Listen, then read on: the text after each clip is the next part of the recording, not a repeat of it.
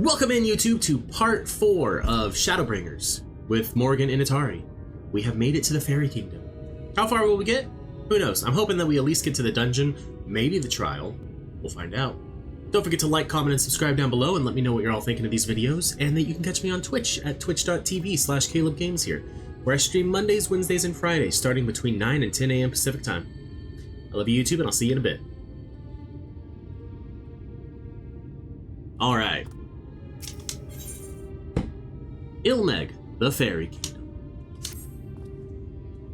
As it stands, we cannot hope to find the way to Urianger. For that, we must convince the pixies to lift the spell. From what I could make of the voices, the creatures want to play with us. If that is the case, they should permit us to find their village, Lightwarden. Come, I have a sneaking suspicion this path will lead us directly into their midst. Oh, and I should mention that Menphelia has been informed of our situation, of the different worlds and our mission. You may consider her an ally. Well, that's good to know, Thancred. That we're not keeping secrets from her.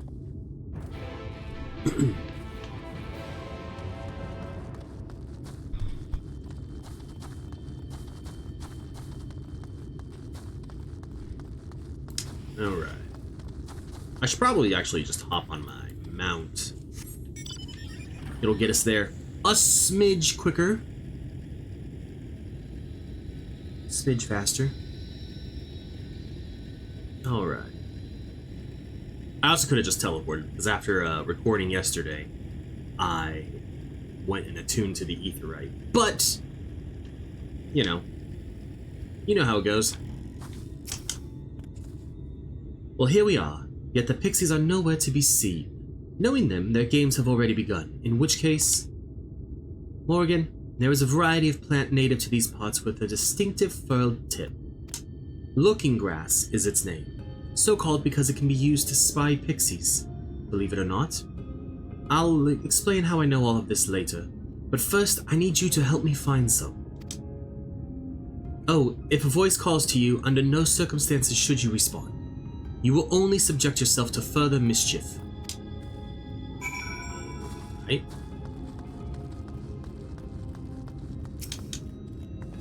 Is this it? I don't think it is. A voice rings out. Hehehe! Greetings, mortal. What is your name? They said don't respond. Oh, you don't have a name? How very, very sad. I could have had so much fun with it. Hehe! Yeah, don't give the fairies your name.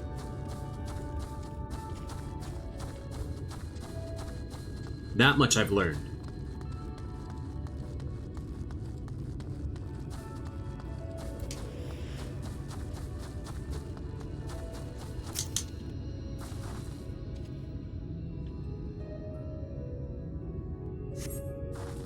Nothing resembling the grass, and a voice rings out. What is it that you seek, child? Perhaps I can help you find it. No. Such a rude child, and too clever by half. I shall seek my fun elsewhere. If I remember right, it gives you a debuff. I hated this area when I first got to it. I hated how you couldn't see far, and it all just was bleh. Suddenly, a voice rings out as we found the looking grass. Ooh, a visitor! Where are you from, pray tell? Perhaps this one's hard of hearing. What brings you here? Stone deaf. How boring.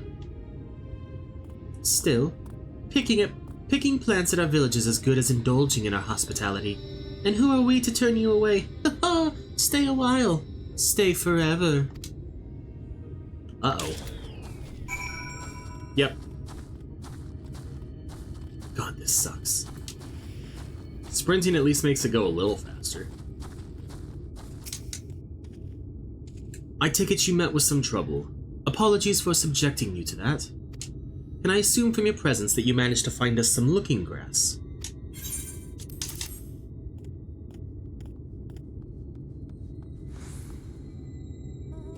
Yes, this is the stuff. Thus armed, we should be able to see through the pixies' veil of invisibility, and seeing them is the first step to dealing with them. Come, let's gather everyone and put Urianje's little trick to good use. I was mega slow because the pixies had their way. Unfortunately. Welcome in, Duck. Unfortunate that the pixies had their ways, not unfortunate that you're here, Duck. Let me be clear on that. Voice acting? I hope so.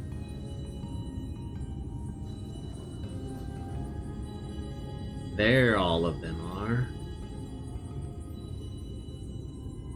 Farasitha, Krakleath. I found you. The game is over, is what he said. No!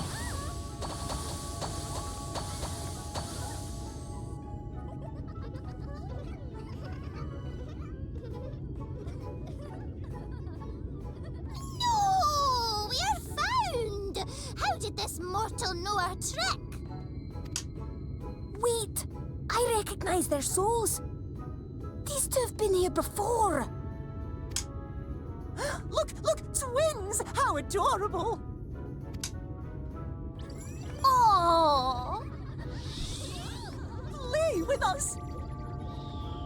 We have neither the time nor inclination to play. We have come to see Urianje.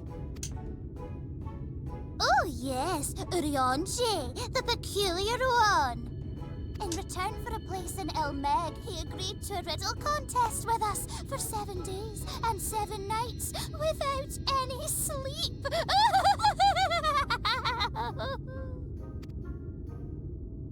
Oh, that was so much fun! We must do it again! I'm sure he'd be delighted. Now, if you'd be so kind as to lift your spell.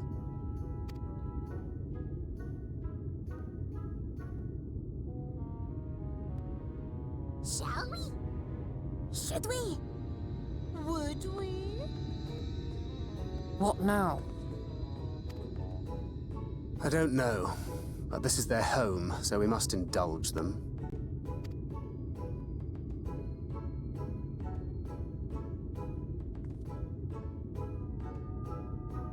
Right, we've made up our minds. We will lift our spell on one condition. That you first lend us a helping hand. Or 2. Or 3. Once you've helped solve all of our troubles, we'll let you see Urianje. Pixie's honor. Sounds about right. Well, there you have it. Pixie chores.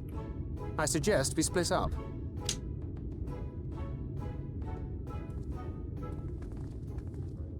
It's always something of the like when you get to a new area. Help the people here. Learn the place.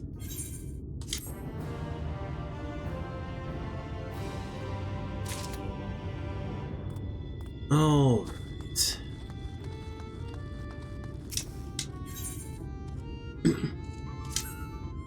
Ooh, look at me, look at me. I have a task for you. Little Lightwarden is our beloved village, and we want it to always look lovely. And it can't look lovely without blooming flowers.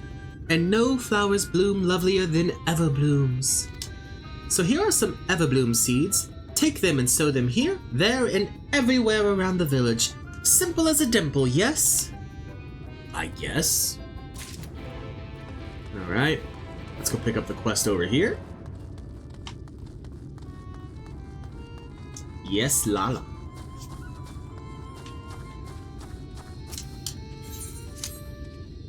I'm so hungry I may faint. Fruit. A little fruit will set me all right. Will you go and fetch some for me? Just outside the village you'll find a hillock. 2 great bell trees grow there. If you give them a shake, you should render up their sweet succulent burdens. I'll never remember how to do that voice, so enjoy it, because it's not happening again.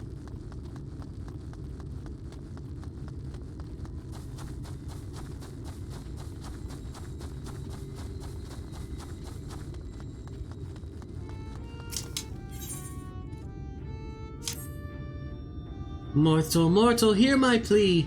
Our precious children are thirsty, and I need you to bring them water.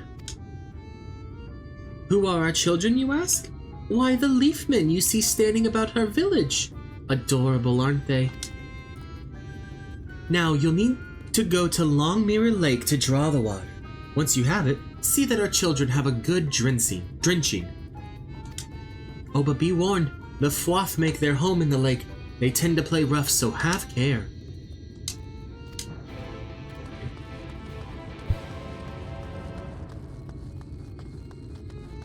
Let's talk to this gemstone trader real quick, just to unlock that stuff.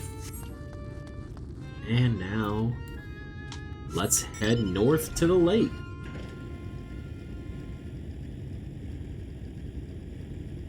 We're gonna go for the far spot first, and then we'll come back and work our way back up the ridge line. Well, that's annoying. Okay, stop it.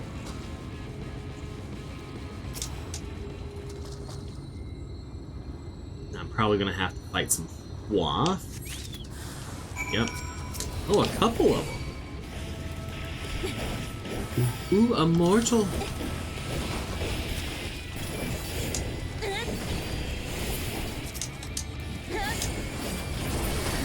Yeah, they didn't stand a chance.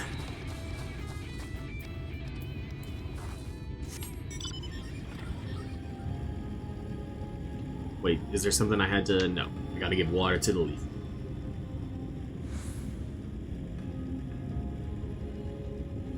It's gonna be up top there. Okay, that's fine.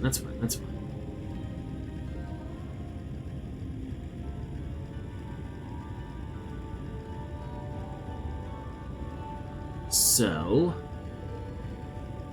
a bell tree. This was the thing we were supposed to shake to get the fruit to fall down, if I remember right. Oh, and a bug, huh? Where's it at? Where? Oh. I was expecting it to be like a bee or something, so I was looking up. No, it's a little caterpillar looking thing. Crawling on the ground.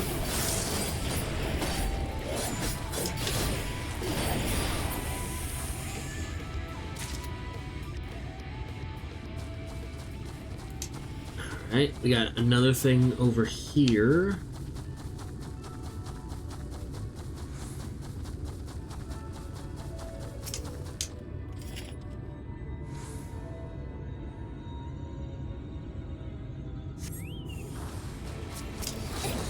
Just the one this time again? Okay. I like when there's just one enemy. It's less to have to do. You've slowed my chocobo, though.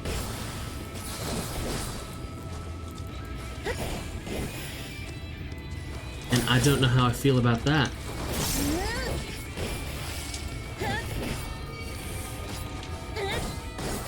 Okay. I wonder if when we were slowed by the pixies, how slow we would have been on a mount. Because I'm sure the slow would have carried over. It just would have been funny to see us on, like, a motorcycle driving so slow. If only we could go back and check. Long Mirror Water.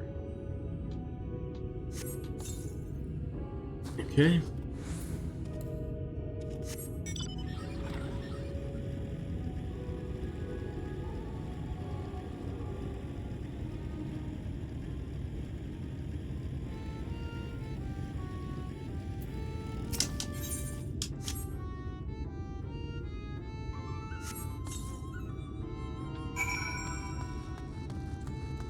Yeah, now we can turn that quest in, but first... let's finish the other one. Nope, not a Wondrous Tales. Oh, I can't wait for the flowers to bloom. Perhaps I'll make pretty curtains out of them. Don't return to Kugane. I need to change that to the Mysterium, actually.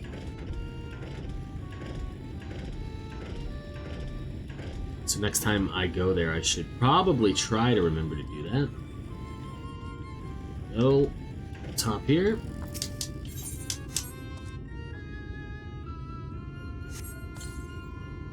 And then we have one more thing, it looks like, out this way. go out this way. I can do directions. Yep, definitely. Alright, and then what are you gonna tell us? Helping us grow flowers, are ya? They'll make this house look so much lovelier. There used to be a city of mortals here. A great big bustling place called Vobert or Bovert or some such. But the Sin Eaters came and everyone disappeared. Since then, we pixies have been living here, and we've given the old houses our touch. Lovely, don't you think? Well, they're interesting, I'll give you that. Honestly, this place kind of reminds me of, like, the Shire. If I'm remembering the name right. It's the place where the hobbits live in Lord of the Rings. Only difference is these doors aren't circles. So hungry. Did you get the fruit? I did. Here you go. Well, thank you ever so much. You've saved me. Yes, saved me from my boredom. You should have seen the look on your face when the bugs came down. Hee hee. Oh, you've done me a great service, mortal. If there's one thing we pixies are serious about, it's having fun. Dull and painful things, hate them. Sin Eaters are dull and painful, so we hate them especially. You mortals try to fight those monstrosities, but there's no fun in that. Best to avoid them altogether, we say. That sounds fair.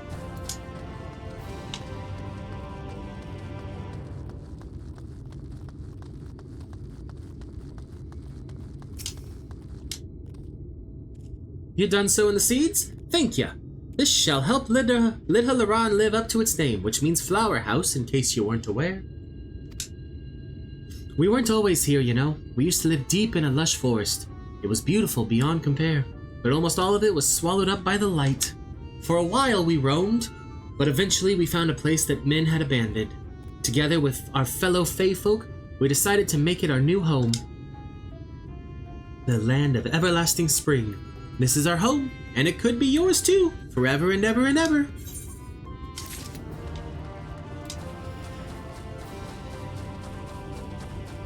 But I don't want to live here forever and ever and ever. You've given water to our children. Thank you ever so much. They're all very dear to us. They wandered into Il Mheg as stray souls, or stray mortals, but we grew attached to them and decided to take them in. You and yours would have been our children too, but the enchantment didn't catch as well as we'd hoped. It's never too late, of course. Yeah, no, I don't want to be a leaf man that's just stuck. Nothing about that sounds good.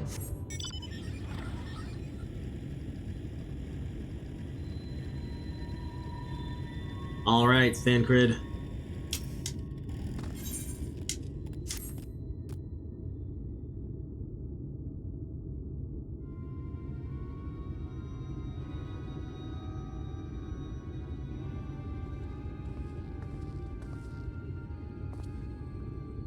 How goes it, Morrighan?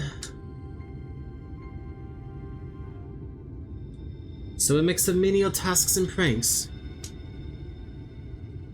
Yes, that pretty much sums up my own experience. They have no troubles worthy of the name.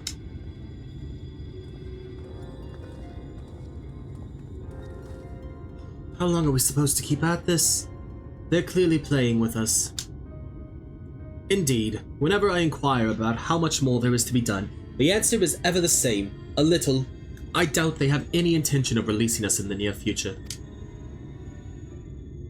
Morrighan once told me a story about the pixies. They're born from the souls of those who died as children, or so it's believed. Though they don't have memories of their previous lives, the desire to have fun remains, imprinted on their souls. And so they live only to play, keeping hapless mortals for their pleasure for years on end, sometimes even until death. In the past, when I sought to identify the true nature of ghosts, I came upon literature examining a similar subject. The soul was likened to a core that resides in the ether, and its presence is what differentiates us from such beings as sprites and arcane entities. Upon death, said core ordinarily dissipates alongside the ether that composed the flesh. However, it may be held together and bound to the corporeal realm, either by the will of its owner or by the means of certain arts. In time, the soul may regather ether unto itself to assume another form, or find newly emerged life in which to abide. The pixies may be one such instance of this. If ghosts are merely souls without bodies, what does that make us? I think you've become that which you fear most, brother dearest. However the pixies may come into being, if we leave them to judge when they are satisfied, they will never be satisfied. Nay, we must negotiate new terms with the creatures, but where to begin? It seems to me we would need at least one among them to sympathize with us. In the course of your chores, did any of you encounter a pixie who seemed even faintly amenable to reason? Not during my chores. What? You knew a pixie from before?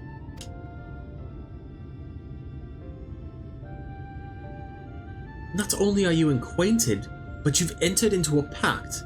You might have mentioned this sooner. At any rate, I dare to hope this will offer us a way out. Without further delay, then summon this Feoul, if you please.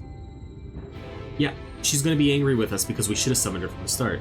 With the chat mode and say, use your keyboard or the software keyboard to enter Feoul to summon your pixie friend at the designated location. Gotta love these quests. I think I gotta climb to the top of this here house.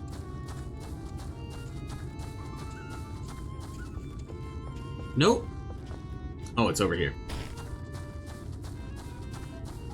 Alright. /S. Feoul.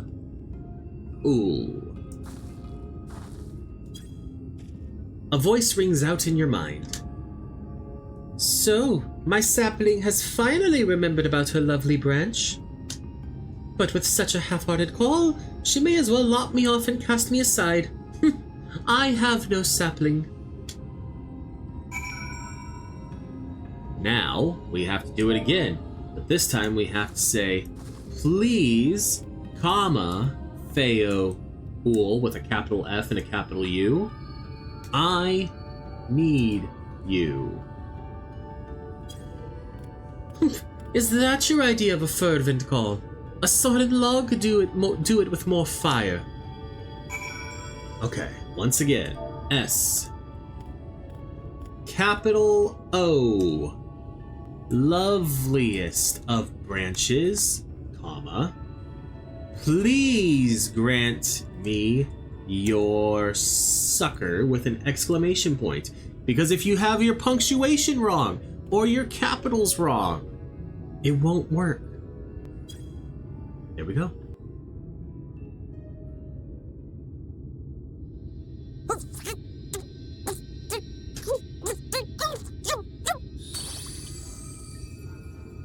You're late! I've been waiting for you to summon me ever since you came here. Waiting and waiting and waiting. Told you she was gonna be angry. But my sapling didn't so much as utter my name. Such a heartless thing she is. Cold and cruel and heartless!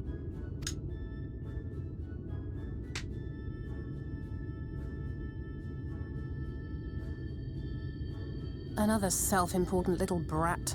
Just what we need. Reminds me of my childhood.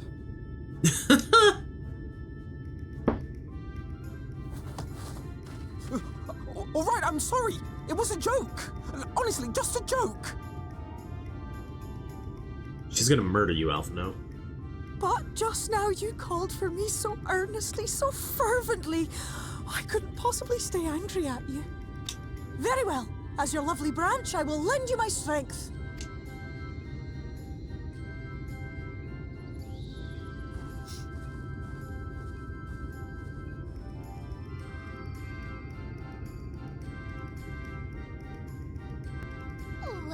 Well. If it isn't Feoul, the mold feel. It's been too long. She said she called Feoul the Mad Bloom. Not long enough for you to think of any new games, though, apparently. If I were you, I'd be bored of myself. Now let me make something clear. That mortal is mine. No matter what you do, she will never be yours. Never, never, ever! Oh, not even a bit. But what about the others? Surely we can keep them. No, you can't keep them either. They're for my amusement and mine alone. Damn. And if you lay so much as a finger on my sapling, I'll scatter the contents of her bag all over your precious village. There'll be cold, hard metal, furry, festering food, stinky, sweaty small clothes, and all manner of other terrible, unmentionable things. How would you like that, Damn. She angry.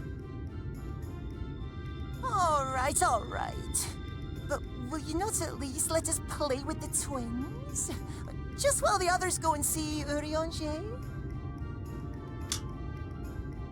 Aye, that's all we ask. And we promise we'll play nicely. It seems we won't be joining you. Aye! We'll reveal the hidden verdict to you at once. The hidden truth.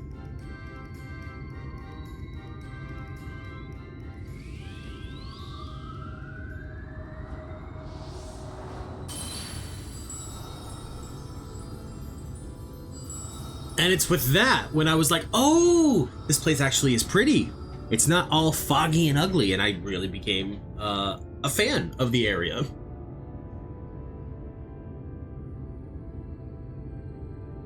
So this is the true Il Mheg.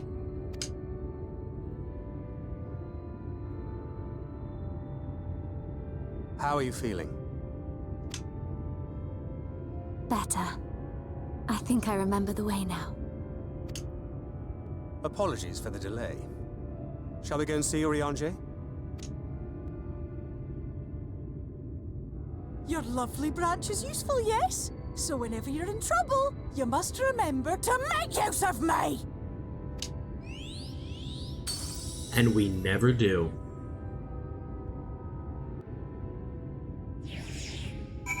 It'd be too easy if we did.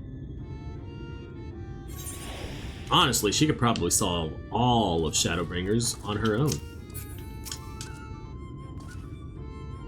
For Alfino and Alice's sake, let us be quick. It would be a shame to return only to find that they had been made to play one game too many. Now, the place we seek is the abandoned manor of a nobleman and scholar. The Bookman's Shelves it's called, after the fellow's vast collection of tomes. An agreeable habitat for our friend, I'm sure you'll agree. If we follow the path north, we should soon find the place. Come along. Okay. But first, let me use my ether compass. Northeast, huh? Yeah, I kinda had a feeling I forgot to grab one. When I was out and about doing my quests.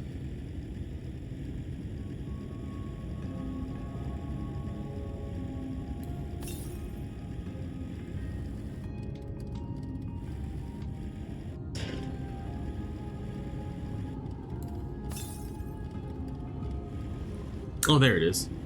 On top of this house.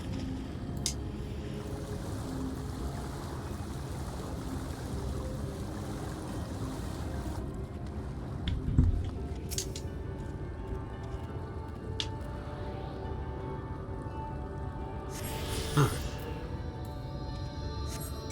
Why did I hop on this?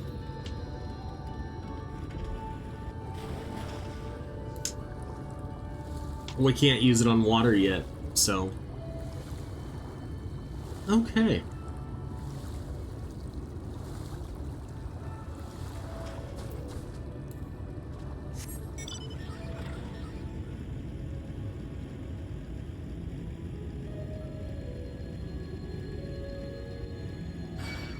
No.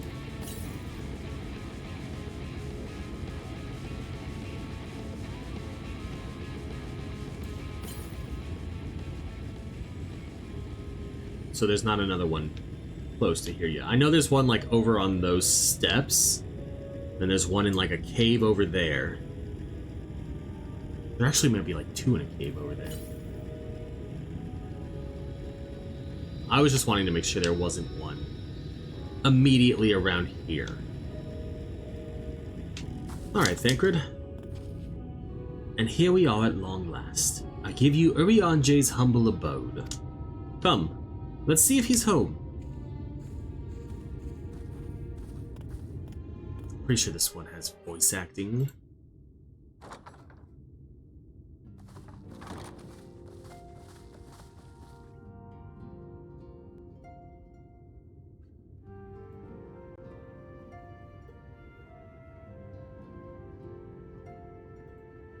Urianje, are you in? Unto a world weary of heroes, a hero wends her way. The Exarch did send word that thou wouldst seek me out, but ne'er did I imagine thou wouldst arrive so soon.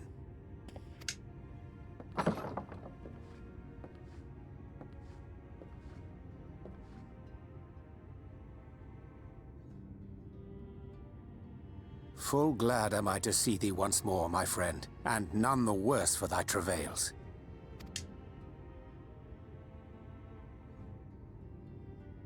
Run along, Minfilia. We will meet you outside. But Another one for you to imbue, if you'd be so kind.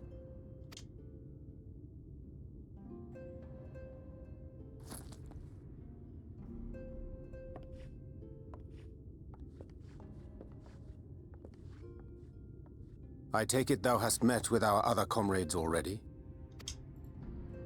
A few of them.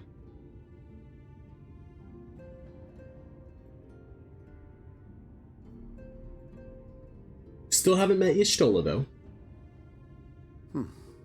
That Master Alphino and Mistress Alize now travel in thy company is of great comfort to me. As it beginneth in earnest. The hunting of the Lightwardens, and perforce the war with Yulmore. Hark thee then to my words, and through them behold the vision that I did glimpse, that of the 8th umbral calamity.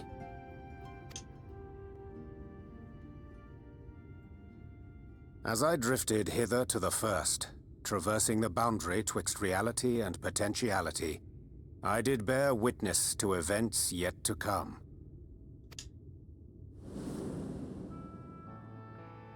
There I saw the combined forces of Eorzea and the Far East offering fierce resistance to the legions of Garlemald. So fierce, in fact, that they did begin to push the enemy back. Ilm by painful ilm at first, then Yalm by Yalm, and Malm by Malm in time. Yet the joy they felt was short-lived, for in so doing they did force the Empire's hand. Faced with defeat, the Garleans turned to a weapon most vile.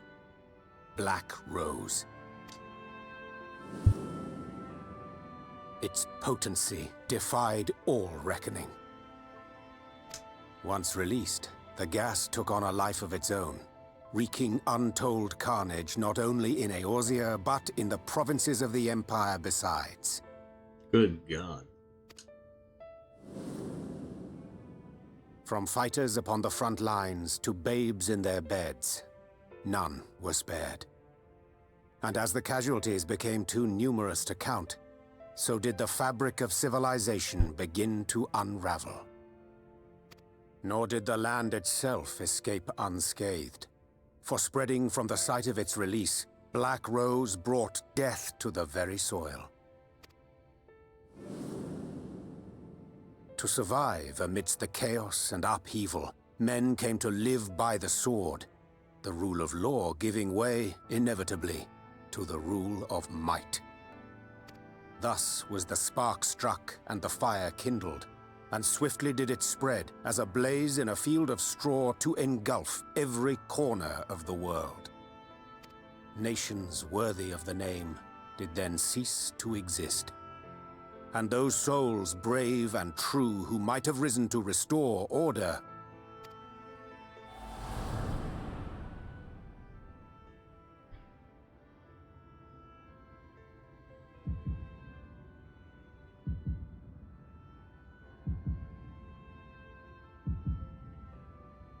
Tataru. Trial.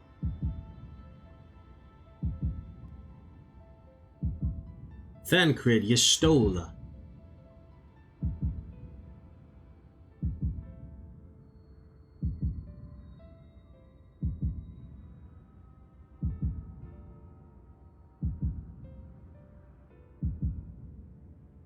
Alfino, Alice, and then me.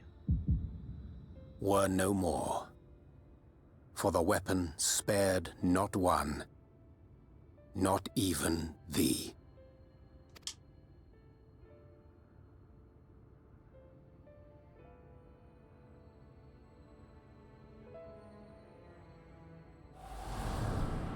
Told you, Shadowbringers gets fucking heavy.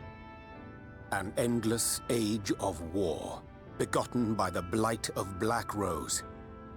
Such is the legacy of the 8th umbral calamity which I did behold.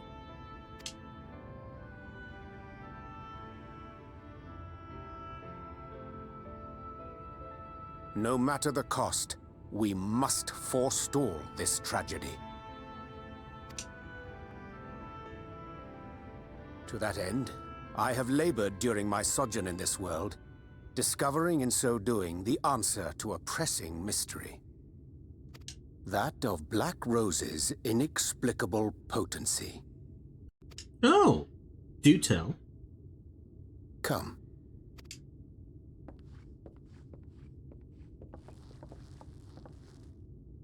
Dost thou recognize yonder chart? Yeah, it's the chart of the elements.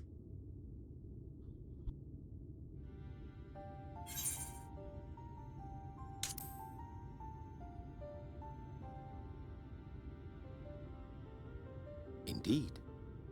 'Tis a rendering of the elemental wheel, such as one might find in classrooms across the source. As the chart maketh plain, our world is composed of 6 elements, in addition to which there exist 2 poles in fundamental opposition. Astral, the active; umbral, the passive. As a reflection of the source, the first naturally compriseth the selfsame forces. Yet, curiously, there is a notable divergence in their nomenclature. To be specific, the denizens of this world employ not the terms astral and umbral, But light and dark? Thus was I moved to inquire what names said forces had been assigned.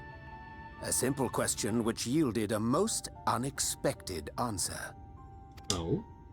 Upon demanding the name of the pole aligned with activity and growth, I was told that as life's myriad colors combine to produce black, the people of the first had called it darkness. At this, did my mind begin to race. Yet 'twas only when I asked what name had been given to the pole aligned with passivity that mine eyes were opened to the truth. Peace and tranquility being as purest white, unmarred by color, I was told it had been given the name of light. That's umbral light and astral darkness, yes? I'm no etherologist, but it strikes me that the nomenclature of the first is rooted in the generation of the 2 forces, while our own appears to focus on their effects. Which makes one wonder, have we had it backwards all this time? Possibly.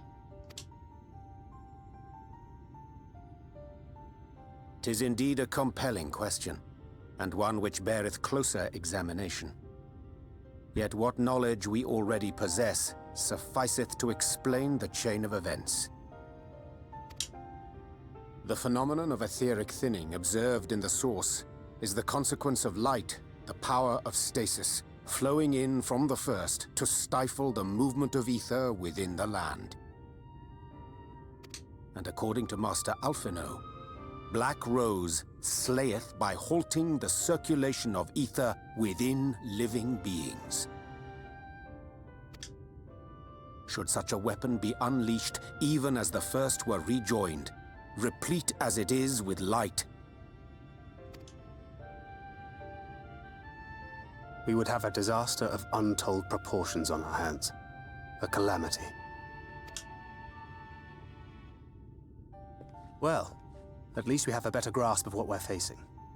Our objective, however, remains unchanged. We are to eliminate the Lightwarden of Il Mheg.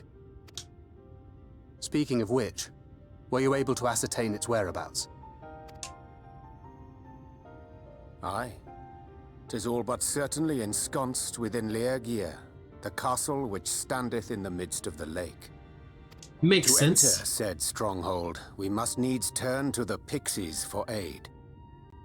Fortunately, I have become quite adept at courting their cooperation. Henceforth shall I accompany you, and do all in my power to ensure that my vision doth not come to pass. Well, I appreciate that, buddy. I too do not want to die. And would very much like to remain living.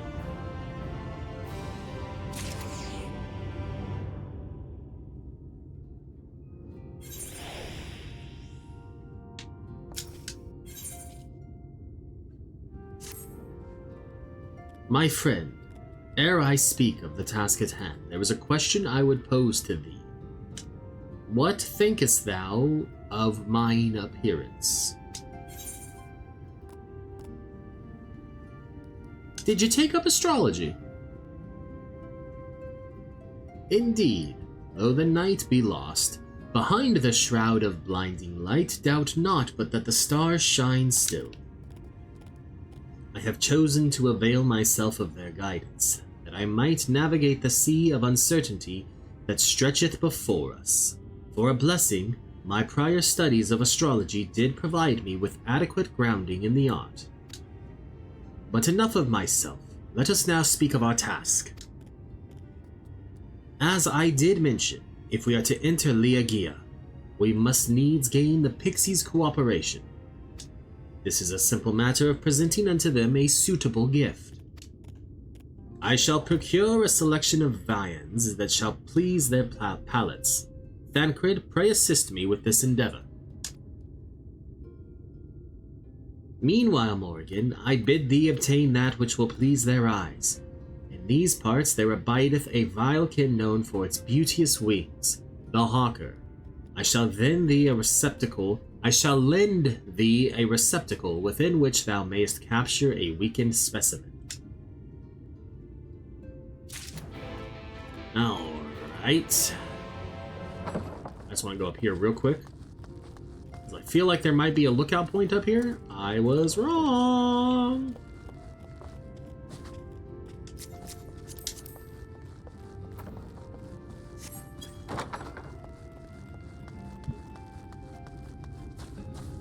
Where's the nearest one? Like over here.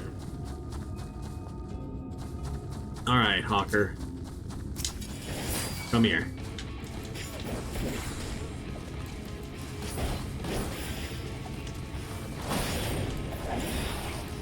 I need to get you below like 50% HP. One more hit. There we go. Use key item. There we go. Now we deliver it back to Urianger. The bookman's shelves.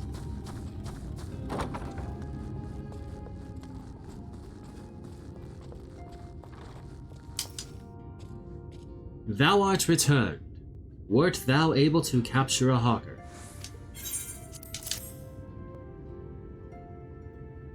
Ah, a truly magnificent set of wings. I shall treat them at once to make fast their vibrant colors. Thancred too should return anon, upon which I shall ready all the items for presentation. Pray take thine ease meanwhile.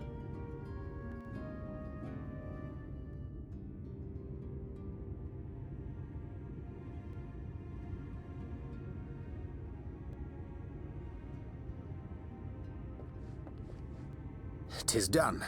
The pixies shall be well pleased with these gifts. Ah, lest I forget.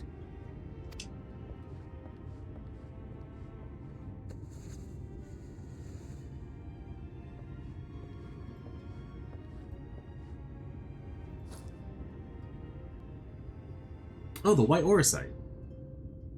White orosite, newly forged for thy use. Our mission being to thwart a rejoining, we will most assuredly cross paths with those who crave the contrary. Our eternal enemies. Fair. Thus did I choose to abide in this ether-rich land, the better to fashion a trap for the Ascian's essence. Okay. Oh, I can take my webcam down. Sorry. Not that you're missing much in the bottom left corner of the screen, but still. May I come in now? You may indeed, assuming you've finished.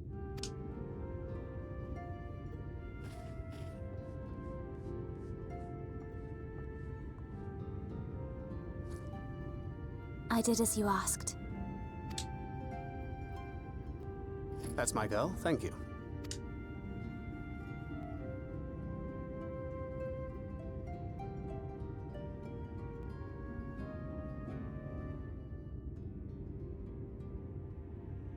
I should probably explain. Though my body remained behind in the source, its limitations saw fit to accompany me. Which is to say, I cannot manipulate ether. Oof. I took up the gunblade for its defensive advantages, but on account of my little impairment, I cannot imbue the ammunition myself. Luckily for me, Minfilia has quite a talent for it. Minfilia, once we set forth, we are not like to return for some while. If thou wouldst choose tomes to take with thee, let it be now. If you want to take from my library, May I? now is the time to check them out. Of course, my dear. Yet have care thou dost not add overmuch to thy burden, lest I incur Thancred's ire.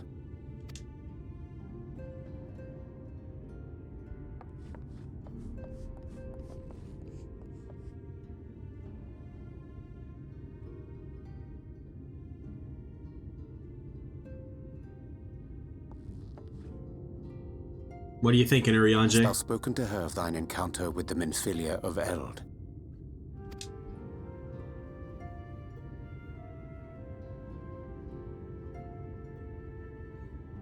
Well, I suppose now is as good a time as any. As you know, I freed young Minfilia from captivity in Yulmore some 3 years past. Not long after, the two of us journeyed to the south of Armareng, to the edge of the Empty, where the flood was halted. 'Twas there that she awakened. The Minfilia of old. My Minfilia. Oh, we're gonna get to see it. Use our power.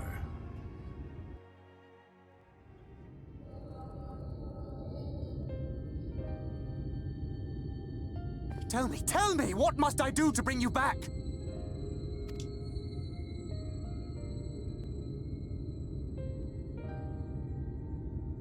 My dearest Thancred, as I am now, I am no different from an Ascian. This child is but a vessel. One of many I have used that I might spread word of her enduring blessing and preserve the flame of hope.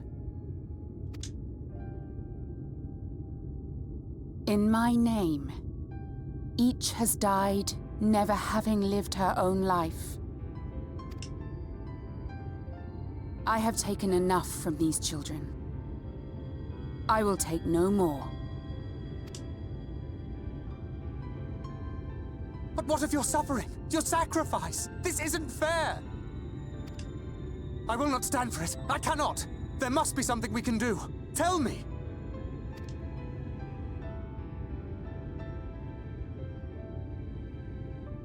Should the day come when this child grows weary of fighting and wishes to cast it all aside, then shall I take up her burden. But should she wish instead to become the master of her own destiny, then shall I bequeath to her my all.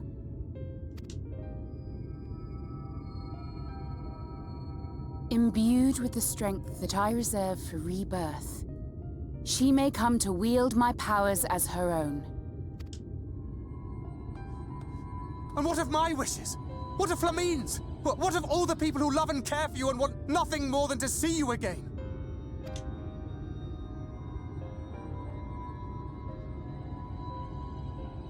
It is not their decision to make. It is hers. This child's. This Minfilia's.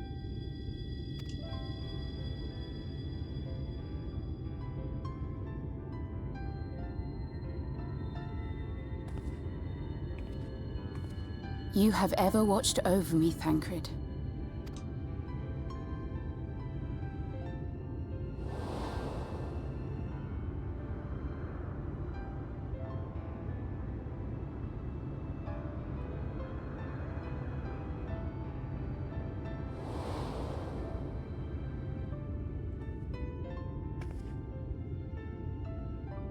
Now I ask that you do the same for her. Protect her. Teach her. Stand by her as you stood by me. There is much and more she does not know. She needs a guide to show her the ways of the world, or she will never find her own path.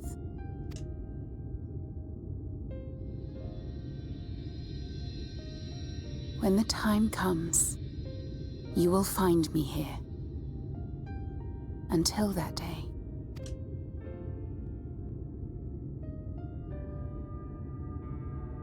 Minfilia, wait! Too late. It's back to just Rin now. What happened?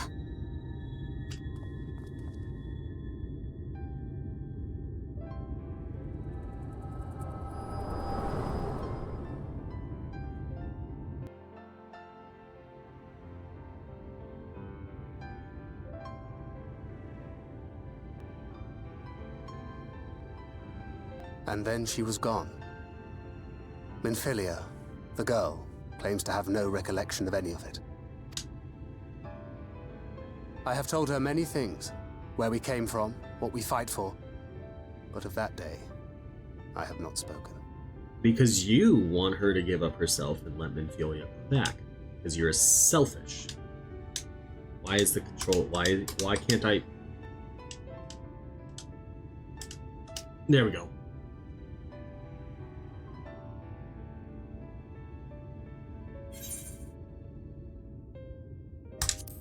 I'll ask it. How do you want this to end, Thancred?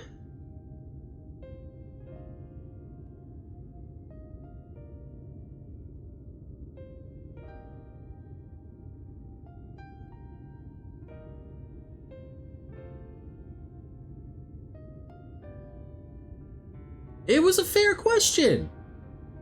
With the coming of another possessed of the blessing of light, the first hath begun to rise up in defiance of its fate. The question remaineth, however, who shall take up the flame of hope which Minfilia hath borne for so long? Whether we will it or no, the choice must soon be made.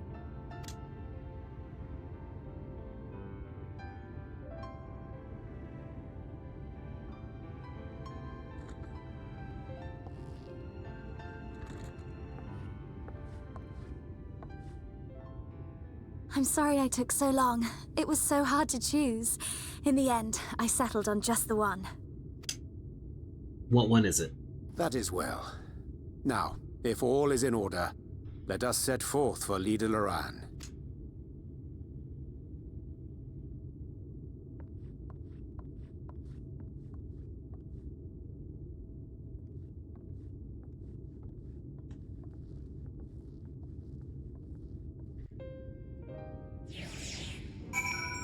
Webcam, time to come back. Let us be on our way. Now we could teleport, and it would make the story go a smidge quicker. But I feel as if that defeats the purpose. For now. Look at the beautiful sun rays coming through the clouds. Now granted, that's because this place is stuck in permanent daytime, and I haven't killed the Lightwarden yet, but it's so pretty. What's the weather here called? Everlasting light. That makes sense. I had never checked before, and there are some areas of the game that have really interesting weather. Like, when you fight Thordan at the end of Heavensward, his weather is called Oppression. If you happen to be in, wherever in the Shroud that Odin happens to spawn, his weather is called Tension. Just little things like that. They're cool.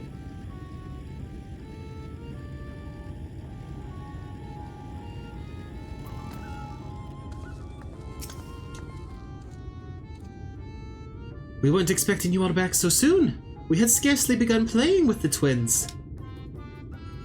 That said, your gifts are truly wonderful. Let me tell you, the milk and honey and biscuits won't last a day, and the wings are the loveliest we've ever seen. You've done us a great kindness, and it's Fae custom to return the gesture. If you desire anything of us, you need but name it. Well. Let me take some grilled rail. The key to the castle.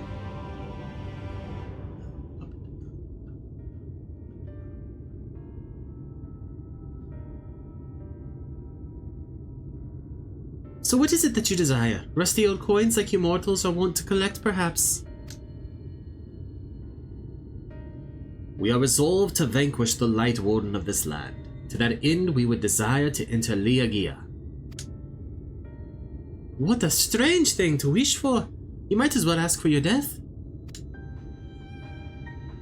But if that is what you want, who are we to argue? Very well, I shall speak with the others.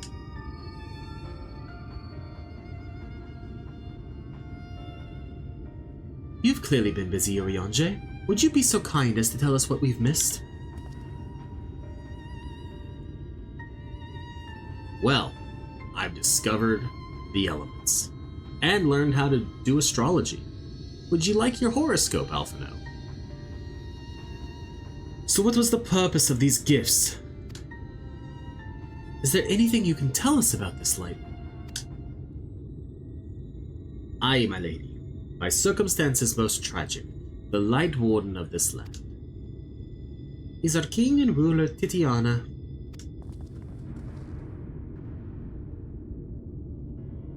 It was not always so, of course. Our king fought the first Lightwarden that threatened our home, you see. Fought it and won. But all the horrible light that came out went and corrupted them, turning them into a new Lightwarden. Now their king in only in name, not remains of the wise and just ruler that used to be. We had no choice but to seal them in the castle. The magic for breaking the seal we divided into 4 and wove each into a different relic to be kept apart until the time was right.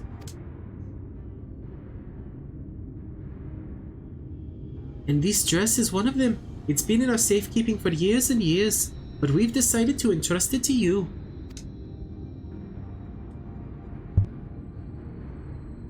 Are you sure? Of course, custom demands it. Though you're most certainly going to your deaths, we thought we should at least let you try. That way we get to watch what happens. Of course you can't break the seal unless you have the other relics too. The shell crown is with the 4th. The stone scepter is with the Numau, and the crystal shoes are with the Amaro. Good luck finding them all.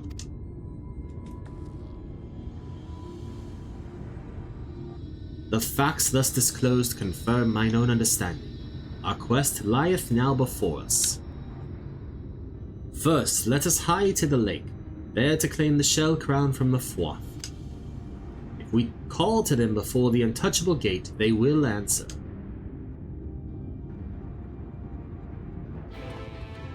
Bum, bum, bum.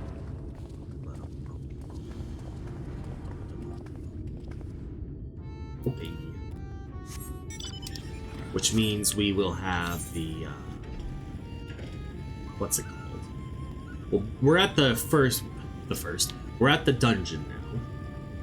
So, we're going to unlock it, and then I'm going to run to the bathroom before we run it.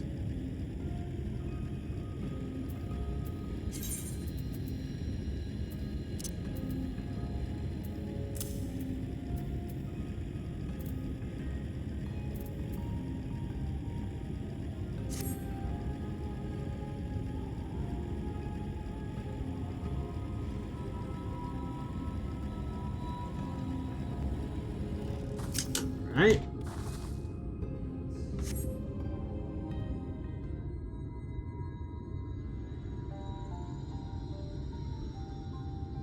Hearken to me, O spirits of the water. We are come with an entreaty.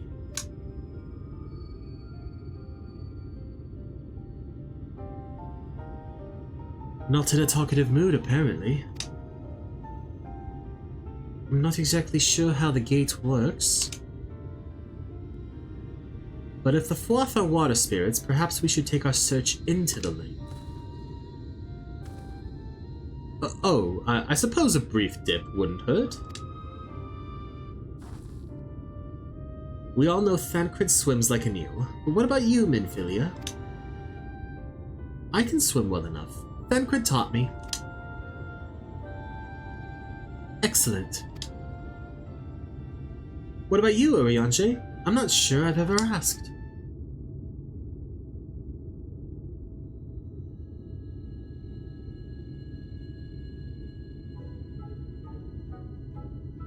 Rather than swim, mayhap it would be more expeditious to walk upon the surface by means of magic.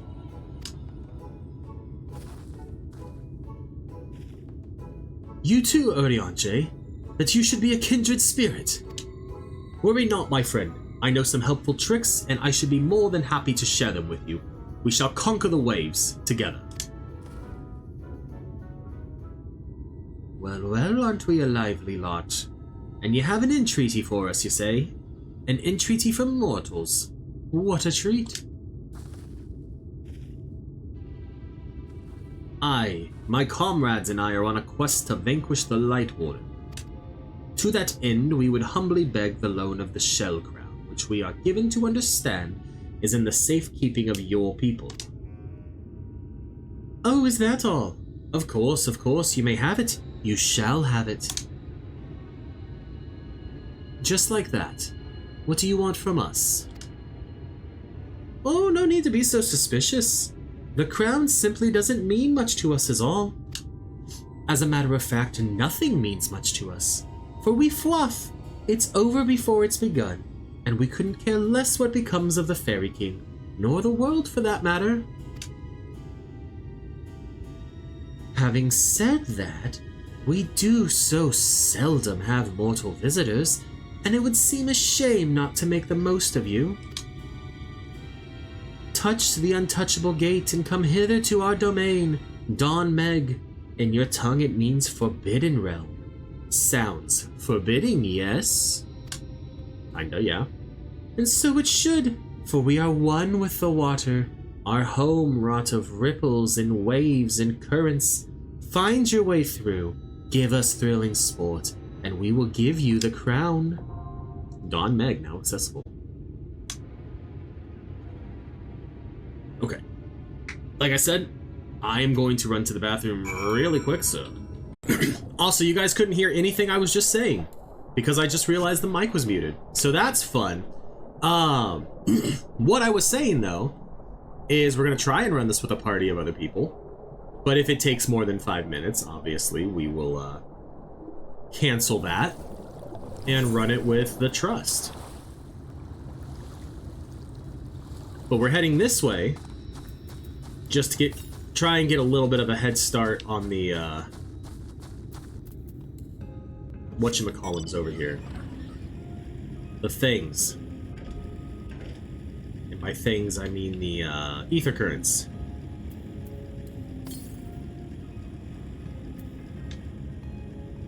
It's up here, I think.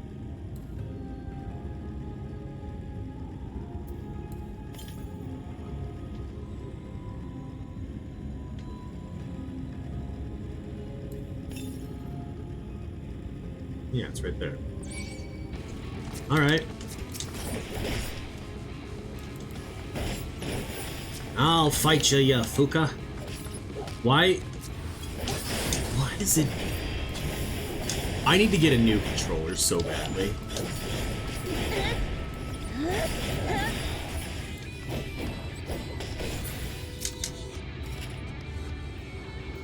Buttons that it says I'm not pressing. Alright, we got that one.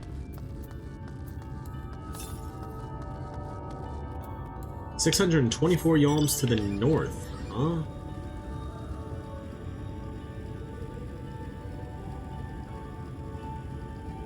Ignore that, Fuka.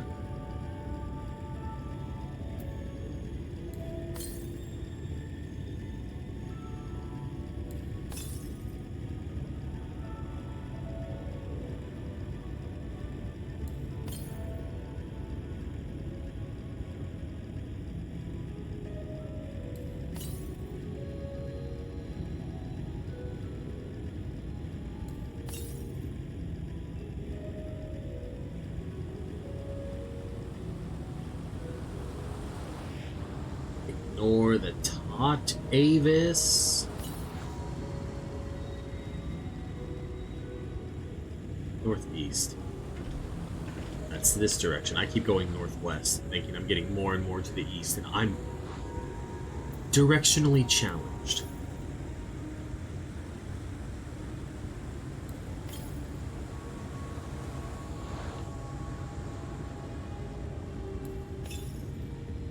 Can I pre-attune to this? And just make my life easier later, possibly?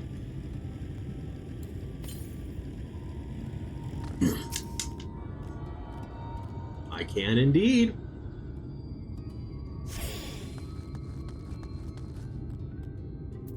Well, we're down to a minute left on our timer. A self-imposed timer. 62 yalms to the northwest. There it is.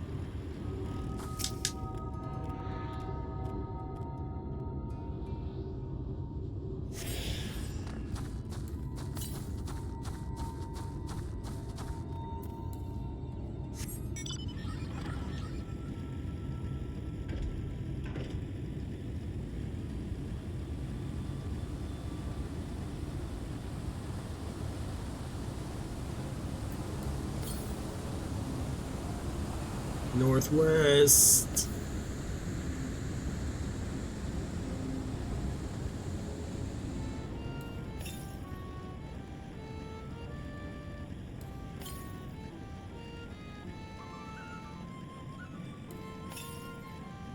It's like right in here somewhere.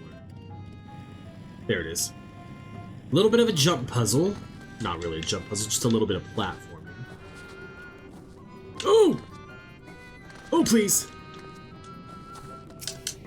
There we go. Well, and then while I attune to that big one, if it hasn't popped by then, because we're past the 5-minute mark, there we go, we got all the ether currents. So now all we really have to worry about is getting the ones from quests. Anyway.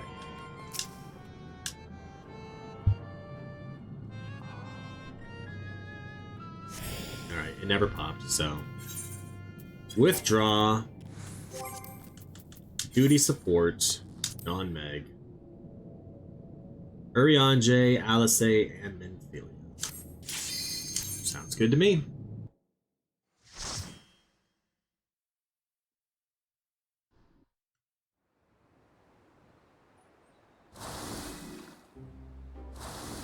Why is that butterfly at like a lower frame rate? The music here is so good. It reminds me of Christmas music.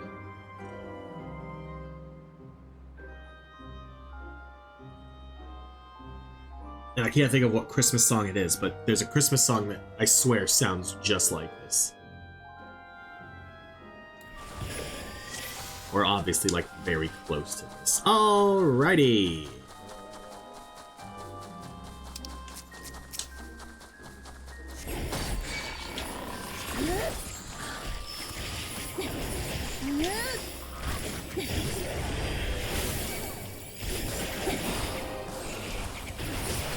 God, he really does stay interrupted for a long time and not do anything.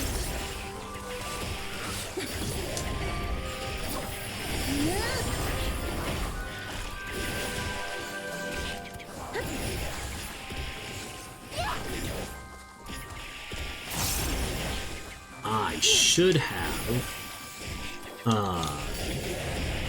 used my single target poison, but I forgot.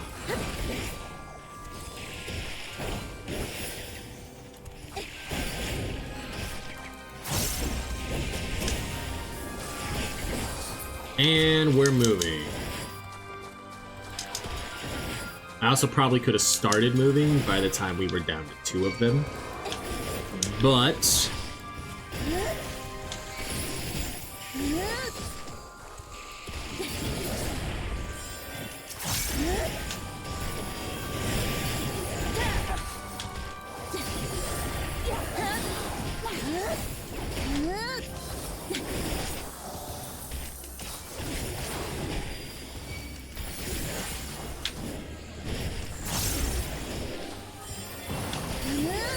go.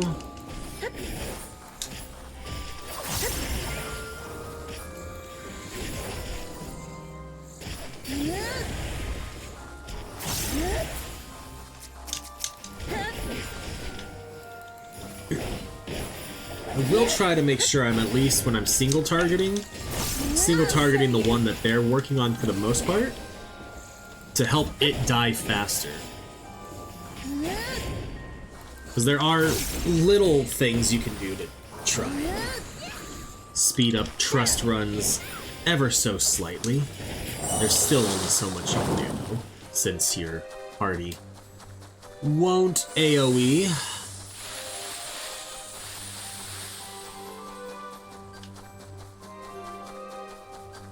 Alright, you all, come here.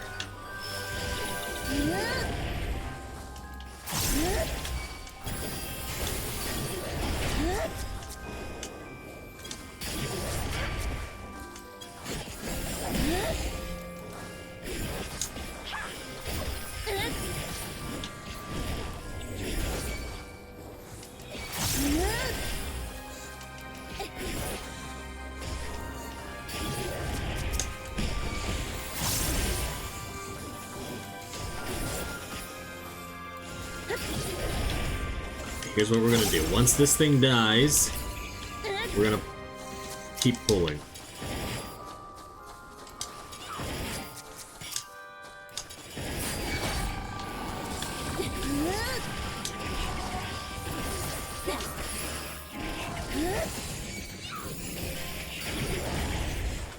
Because the other guy should be dying here soon. And Urianger can totally do this.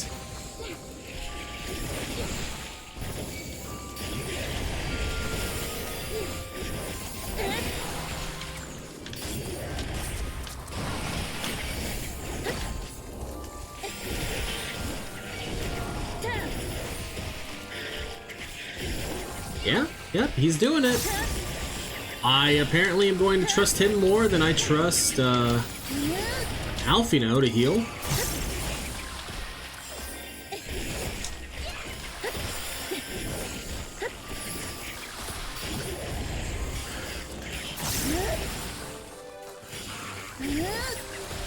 All that I have and more, you underestimate me. Okay. You all decided to do your voice lines at the same moment?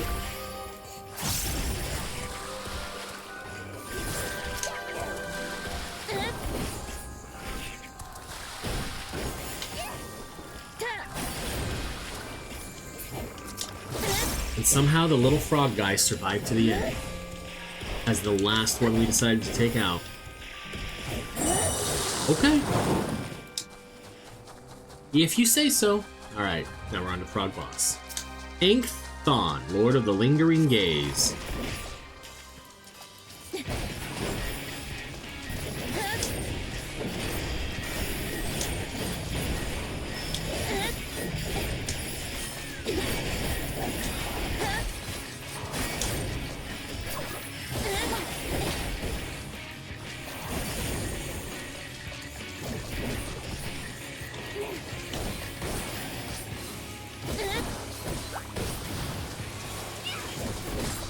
This attack, I know how to do it.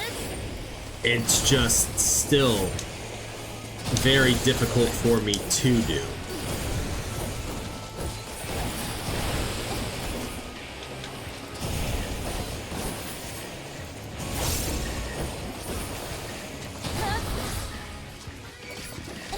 Like, somehow I still always end up getting clipped by one of those. It's a magical attack? Okay.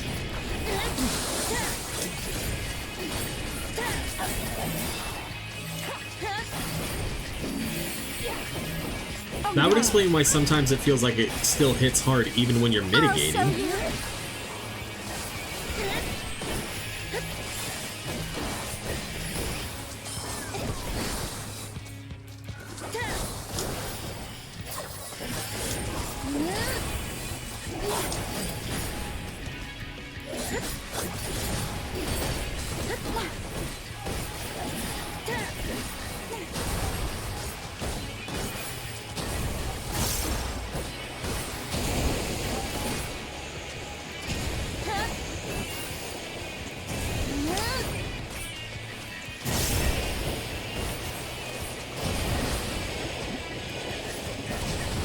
See? It feels like the timing on, or not the timing, the distance on those is just so close. I shall protect you.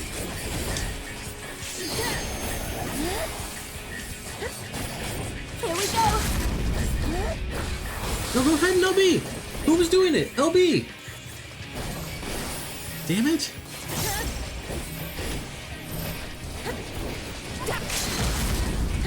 There we go. Good call. I feel like he has used his Tank Buster so many times.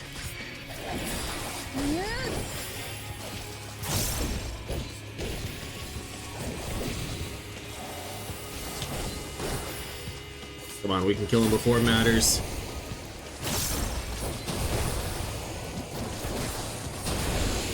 Or we could if you all would attack. Instead of just avoiding mechanics.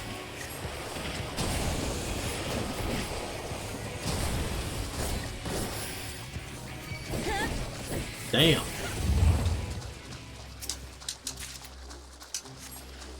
Do keep up that line form the rest of the way. Onward, my friends, onward to your prize.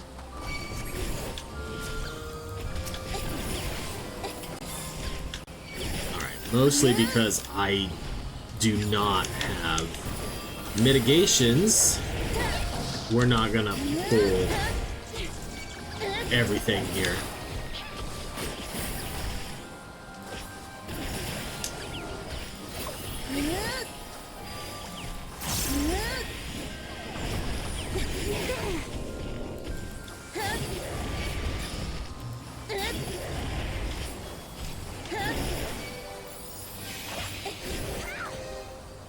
But now that our mitigations are back, we'll move on to the next group. Which hurts, like it's... I'll show you.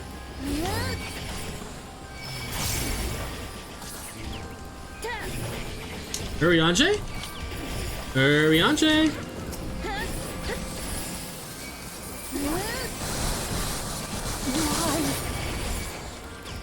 Alright, Alize, maybe you shouldn't have stood in the middle of all of those. Holy shit. This isn't good.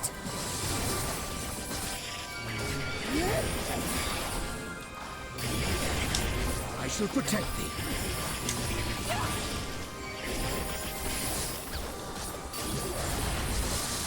Do you want to bring Alize back? Stars shall grant thee. My thanks. There we go.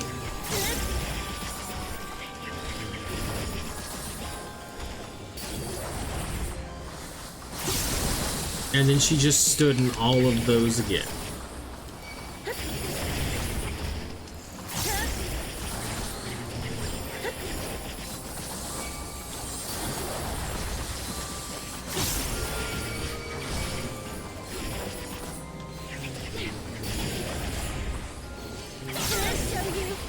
But I mean, Minfilia is standing in them too, because she had stacks of the poison debuff.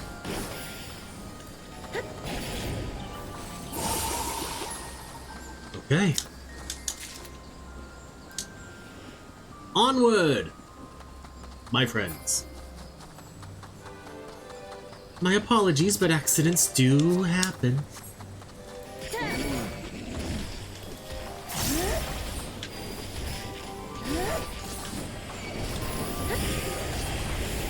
Right.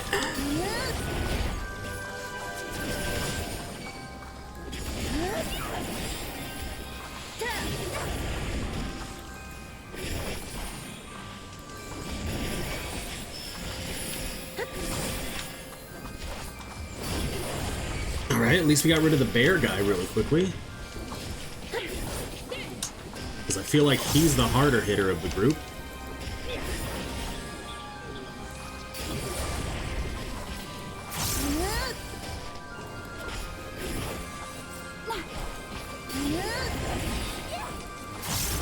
Once that one dies, and we are moving.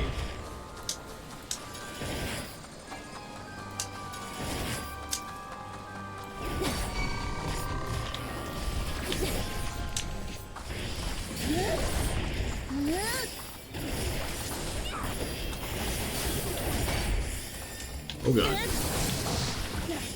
Alright. Arianje got me. I was worried there for a moment.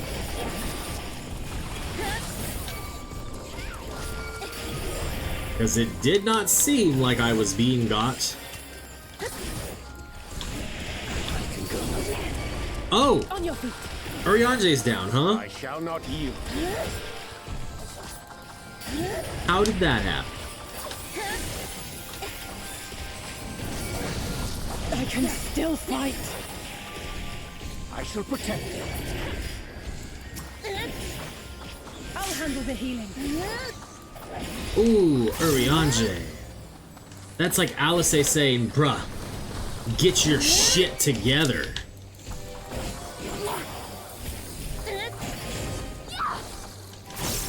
Which one are we killing first? The one that I'm not attacking. Okay. Although it seems to be dying at about the same rate, so are we killing both of them?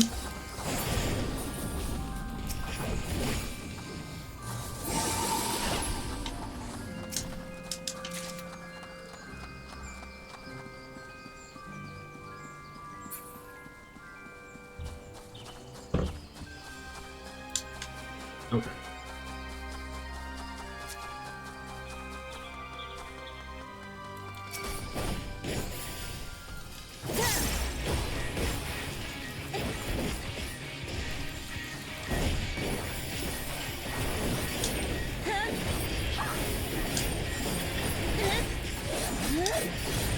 Please, you all get out of that.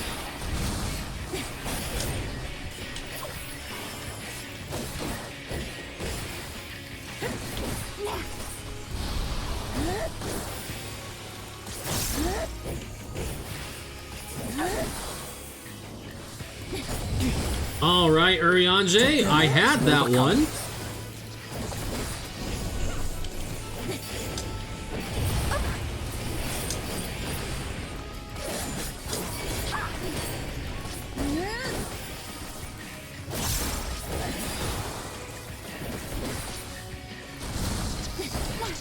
That is the one thing that, or one of the things that is annoying, though, is they resolve it in a very specific way. Whether or not you are taking care of a mechanic anyway.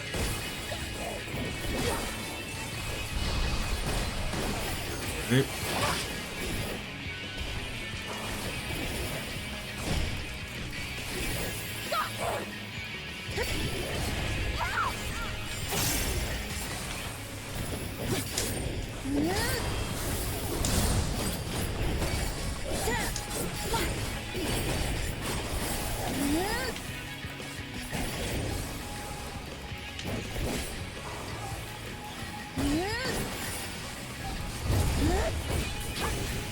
I guess I could mitigate that, couldn't I?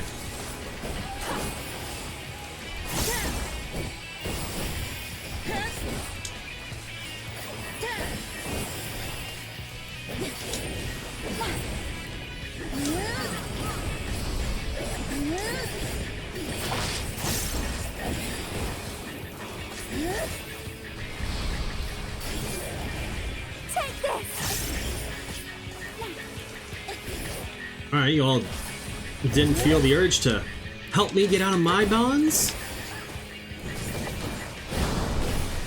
Alrighty.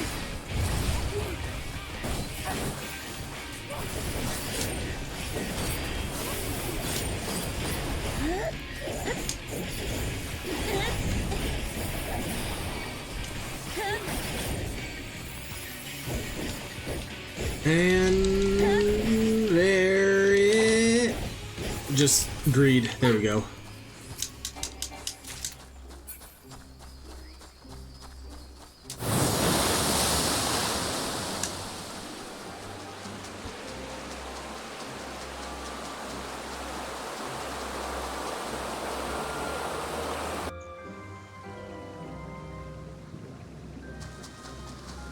This last section of the dungeon is a little annoying because it basically is 3 separate pulls, because you have this group of 3, which you can't unfortunately pull any larger.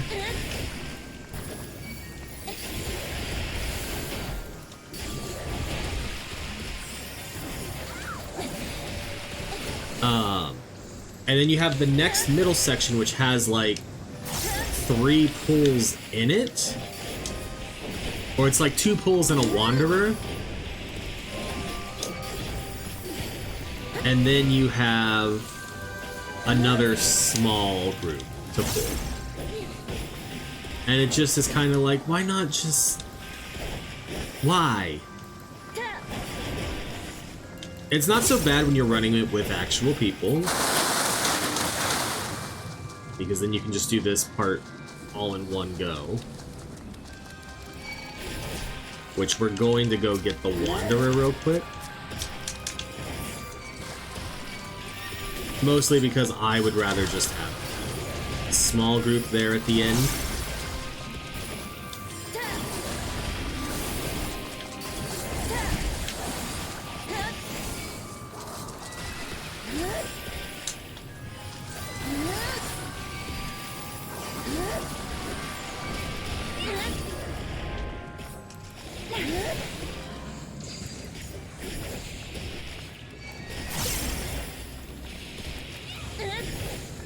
Still got 4 seconds left on the thing, so we'll go like that. Okay. We're down to the last 2.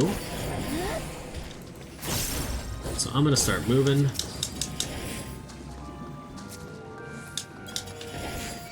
And we'll bring them back.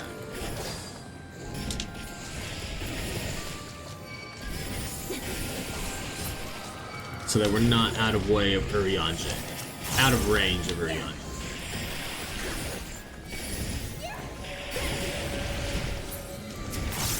Right.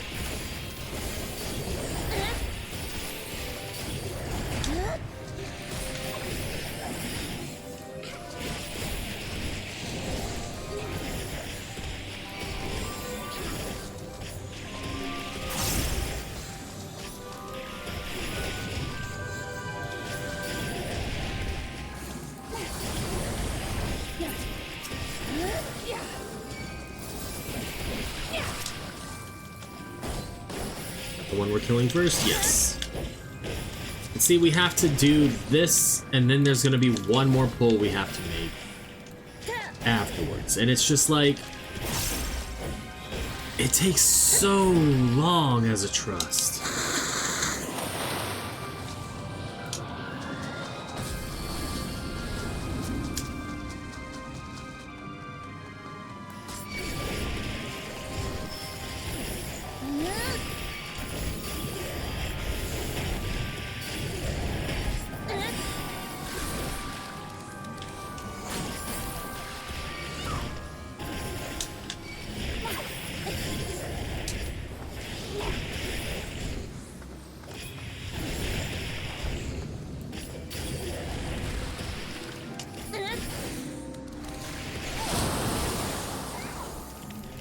She stood in that.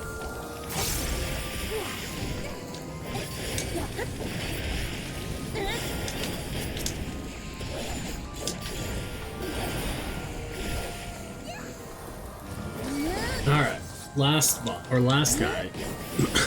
I'll show you. This last boss does have a really fun mechanic. Why are we not? There we go.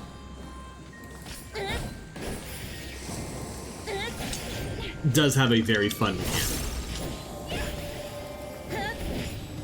That some of the trust NPCs get to just go ahead and skip and cheese that you can't do. And it's kind of annoying. Because you can try and do what Thancred does in this fight, but it doesn't work. Lake Lord Ankthon.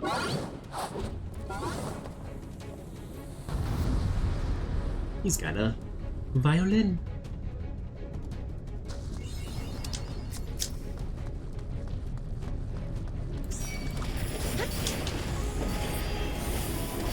Lord of the Lengthsome Gate.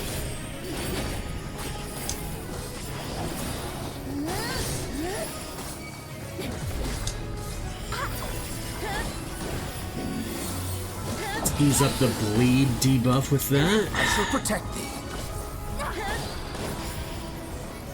Oh, look away.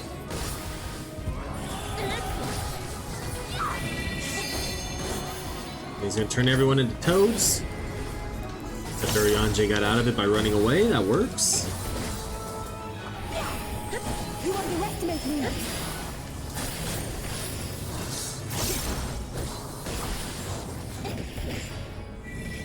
This part.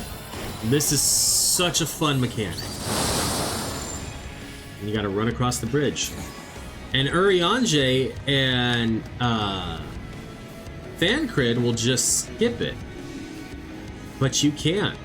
Because you can try and do what Thancred does, because Thancred gets to the first point, and then he just uses the Gunbreaker's Gap Closer to clear it. And you can't, because as soon as you get off of that little path, you fall.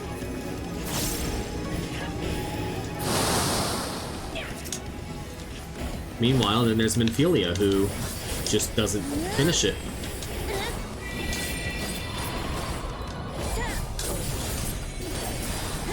And I think Alphino also doesn't finish it. Alice clears it. Y'shtola clears it. And obviously Thancred and Urianger do too.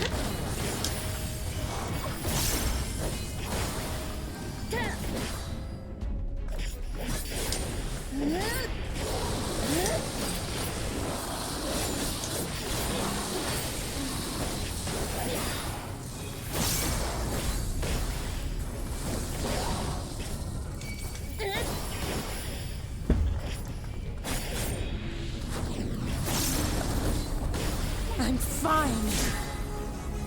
Alice really took that hit, huh?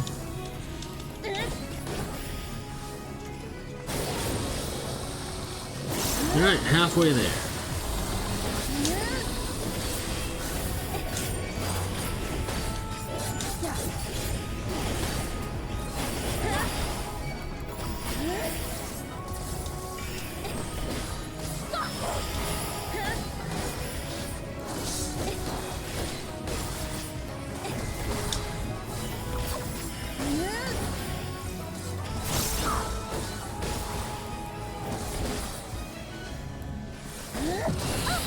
Oh, I could have mitigated that. I'll mitigate this next one.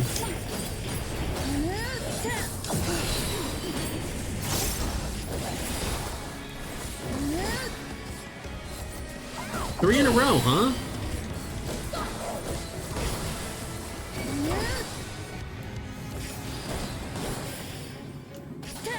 Away.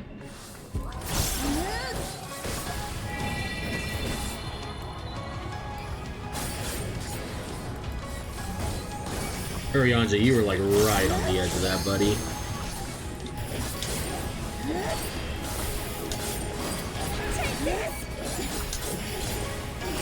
Somewhat LB, there we go.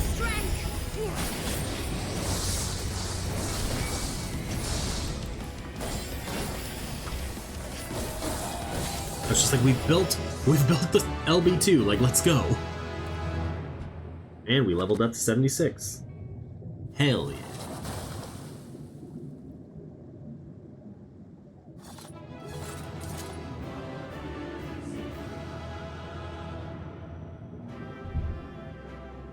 Okay.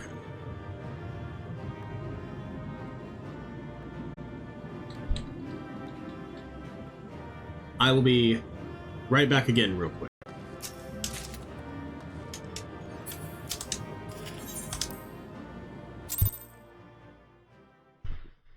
I feel like this next scene is going to have talking, but we will wait a second.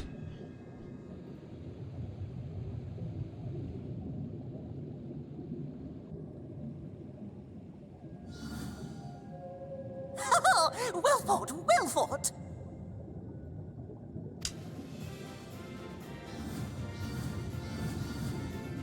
That's not creepy at all.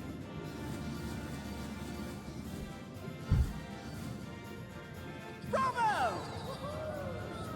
Amazing! Jolly good show. Oh, you do not hold back.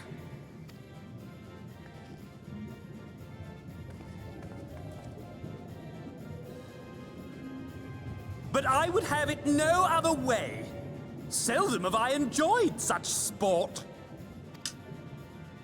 We have satisfied thy demands. Wilt thou now satisfy ours? Of course. Of course. There it is, the relic you seek. Yours for the taking. Have care you do not break it, though, yes. Seems a fair request.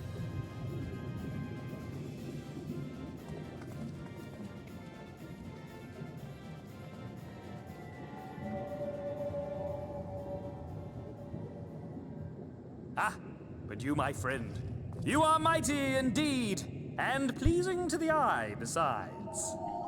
Is he trying to make a pass at me? More! I want to see more of her! Yes, yes! I could watch her forever! Why don't we just make her one of us? Yes! One of us! One of us. One of us. One of us! One of us! One of us! One of us! One of us! One of us! What a fine idea! Why ever didn't I think of that? You may have the crown, but in exchange, we will have you! No, you don't get to change your what are they called?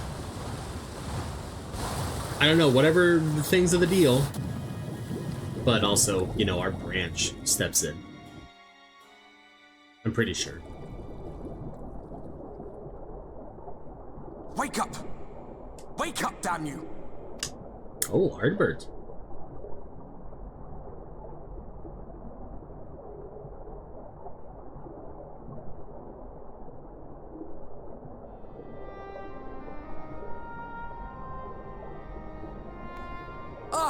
You're alive. Thank the gods. I don't know where you learned to breathe underwater, but it's lucky you can.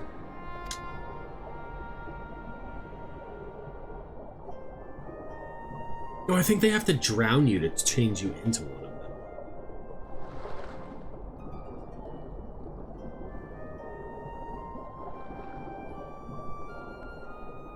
I'm sure you had your reasons.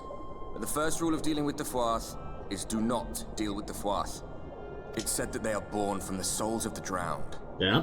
Were it not for your little trick, you'd have joined them. Your friends are safely back on dry land, in case you were wondering. They'll be searching for you, I expect.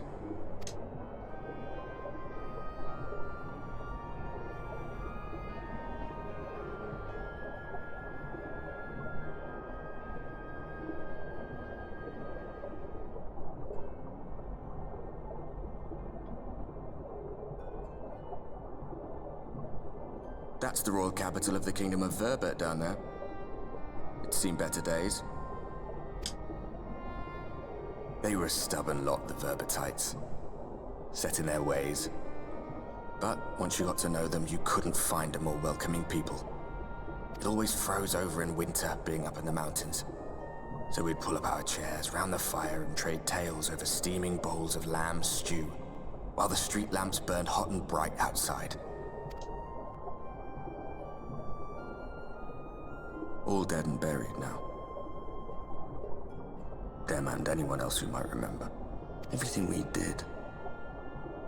Everything we gave. What was it for? I wonder... I hope you'll have a better answer than this when all's said and done. That's fair. I hope so too, Artbert. I hope so too.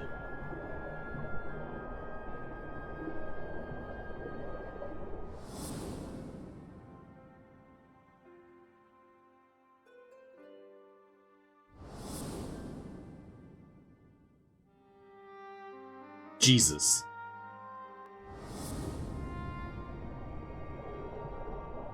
Had to go real dark there for a second, didn't we?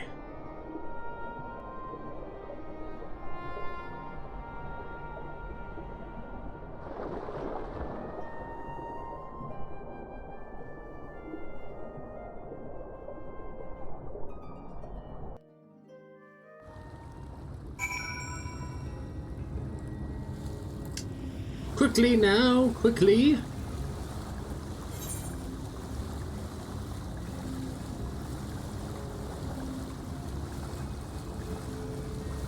Oh, let's bring my webcam back, sorry.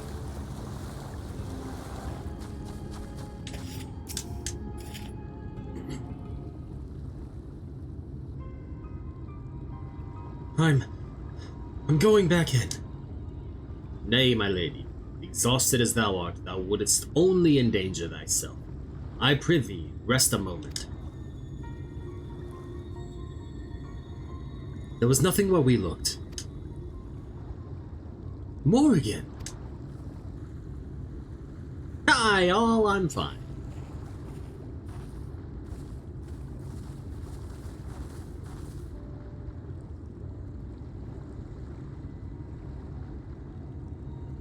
Dear gods, were it not for Soroban's blessing.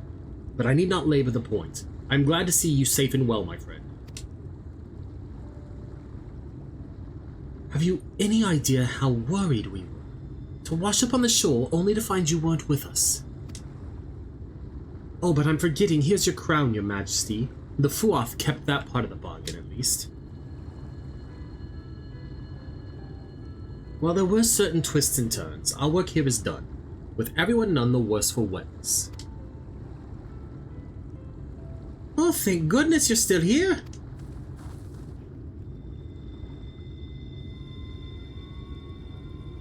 Sul Uin, is it? Something amiss? A great big mob of mortals is marching to Il Mheg. Mortals with ugly weapons and uglier faces. They wouldn't happen to be your friends, would they? Rather the reverse, I fear. You're more an army, I'd guess. Meaning, we can play with them? As much as you like, but just to be sure, I will return with you to confirm their identities. If they are who we suspect, we will require your aid. If Alfino is coming, then Alice will be too, yes? Can't have one without the other, you know. Oh, alright, just remember, we're not your playmates this time. I'm afraid we must leave the rest of the relic hunt in your hands.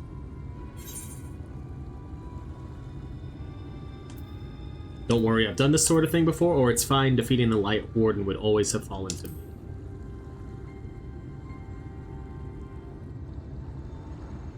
Perhaps, but I would feel better if we were there to assist you. Back to cheering you on from afar. See you afterwards, my friend. Okay.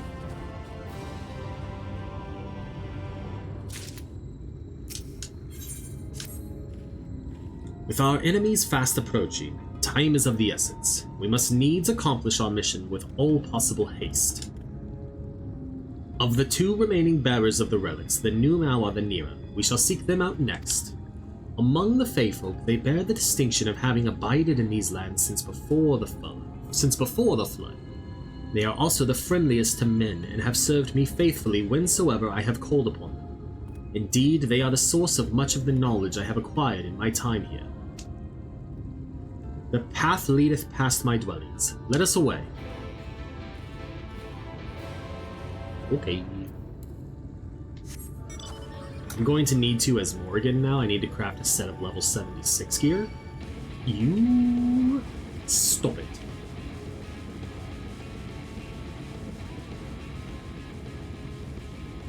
And then I will need to, I am drawing a blank. Probably start working on Morrigan's level 80 gear, because she will probably hit 80 before too long, actually. Depending on how much I record and stuff on Thursday and how far we get tomorrow, she might hit 80 by the end of the week. And then we have to hope my paladin is of current level. Past yonder cliff lieth Pla Inni, home of the Numau. The others have gone ahead to scout the way. Come, let us follow. Okay.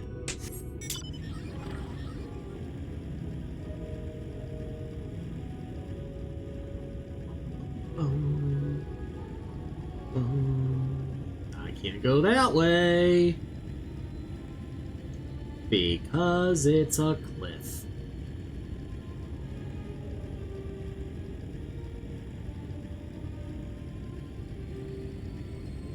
Please ignore me, witchweed.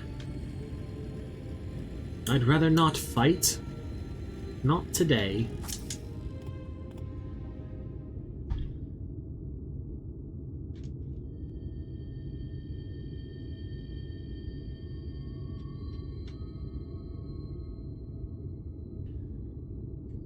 If the path striketh thee as precipitous, 'tis because it was once a mountain trail.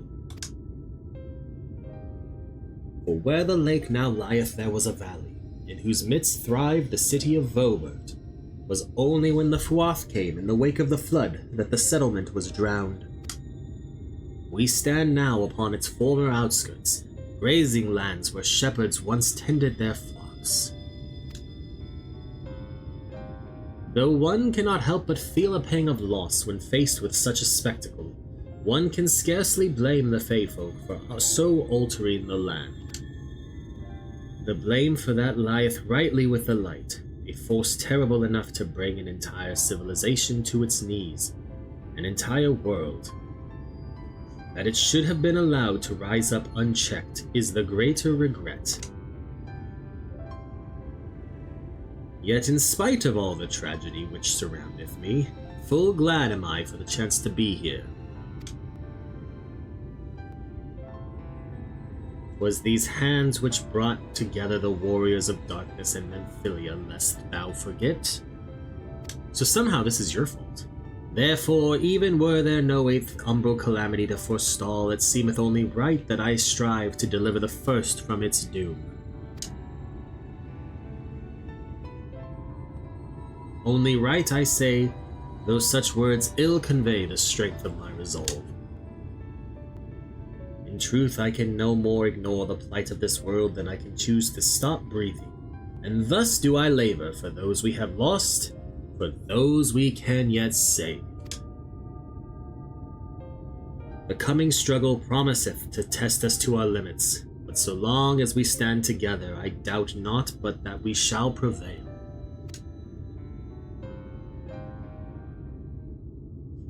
Aha, mortals, just as we thought. Hast thou business with us? Business? Ha! Nothing so boring. We smelled you coming and thought we'd come to play. They do not appear to be the pixies of Lidha Laran. Mine apologies, but we are in some haste. Mayhap another day. Oh, in some haste, are ya? Then allow me to hasten you on your way. Tee-hee! Well, that seems unfair.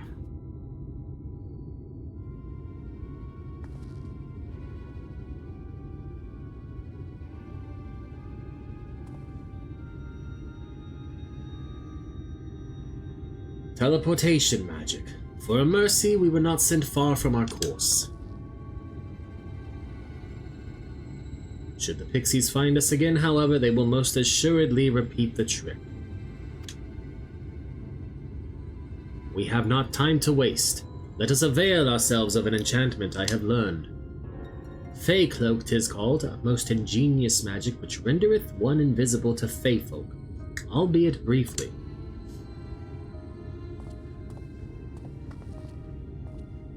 And then we run past. Speak with Urianger.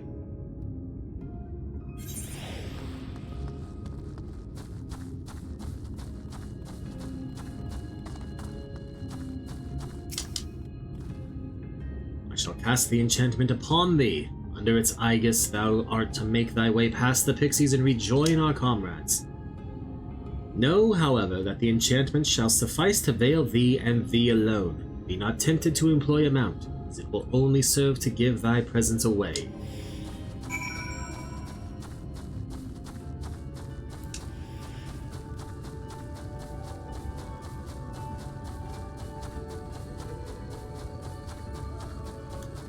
Come out, wherever you are!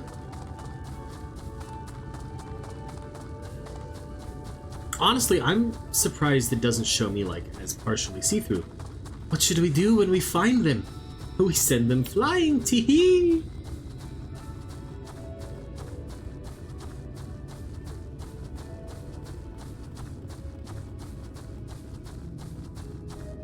Any moment.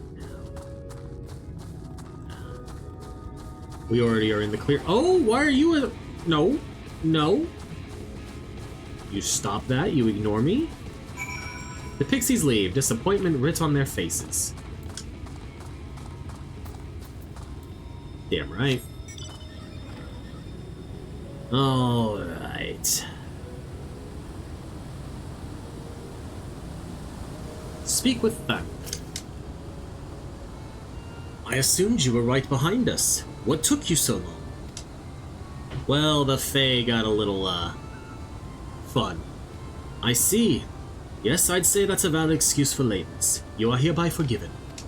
In other good news, the Numau village lies just through here. We'll enter as soon as Urianger deigns to join us. Okay.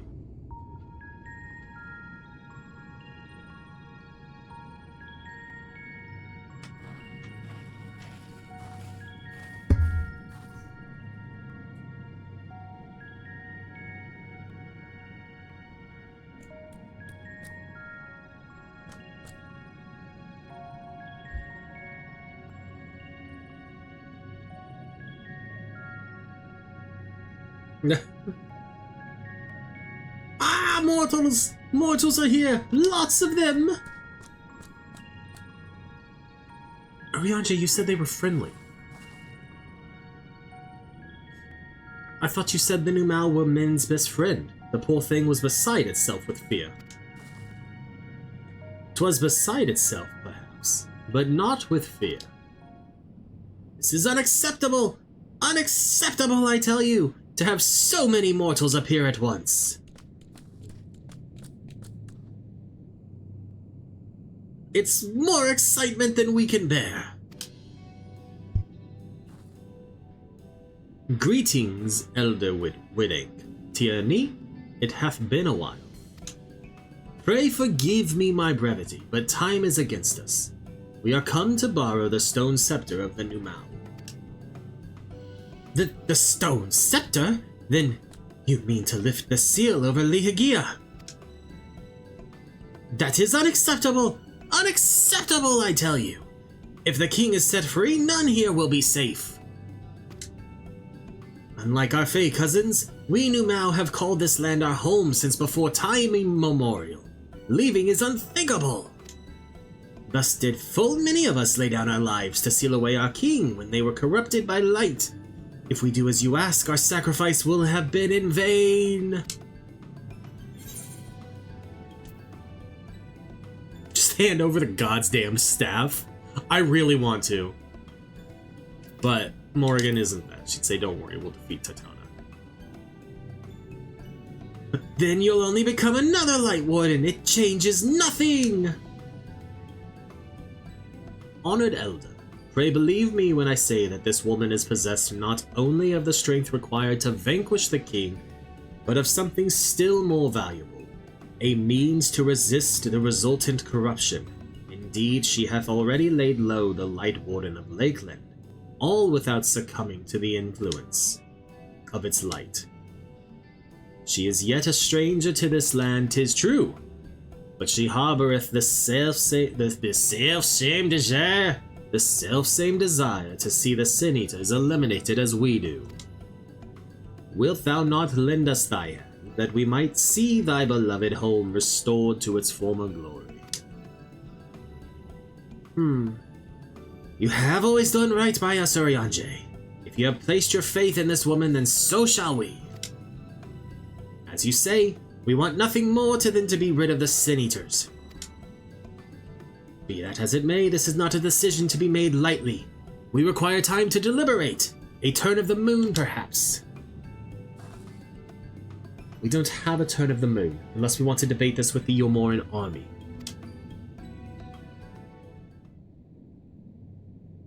Elder, given all that is at stake, I cannot well expect thee simply to roll over and acquiesce to our request. But even now a powerful foe draweth near, and as I fear I must beseech thee to hasten thy deliberations, that thou mightst fetch us the scepter while there is time yet to use it. Roll over? Fetch? Oh! You know full well that not gives us greater pleasure than to render aid to men. You know full well, yet you speak the words of power regardless. It's unfair. Unfair, I tell you. I agree, actually, Urianger, that's kind of fucked up. In happier times, it was our honor to assist mortals in need and receive reward befitting our deeds. Since the kingdom of Vobert fell, however, we've been starved of man's patronage. After so many years of deprivation, it is difficult to ignore such an earnest entreaty.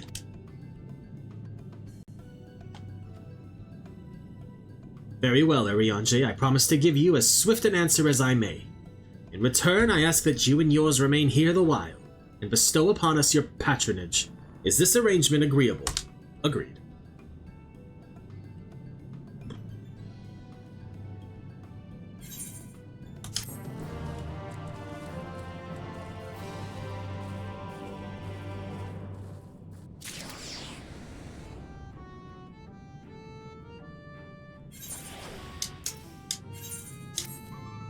You will offer your patronage to our people too, yes?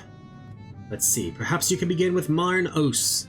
They are one of our foremost artisans, once held in the highest esteem by the Knights of Vobert. With the Knights gone, however, Marn Os has had no opportunity to put their skills to use. They would be overjoyed for your patronage.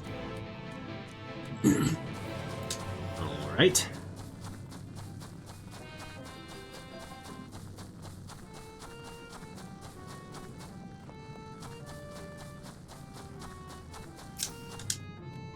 $1,182, $1,183, $1,184. Wait, did I already count that leaf? Ah, who? What? Where? Wait. You're a mortal. Huzzah! Well met. Yes, very well met indeed. Have you old and tired arms and armor that are threatening to fall apart at critical junctures in battle? If you answered yes, you've come to the right Numao. I will restore your equipment to pristine condition for a payment of a pair of moss fungus legs. Moss fungus roam just outside the cave. Please, please, please give their legs and your patronage to me. Alright. If thou insist. We gotta slay 2 moss fungi.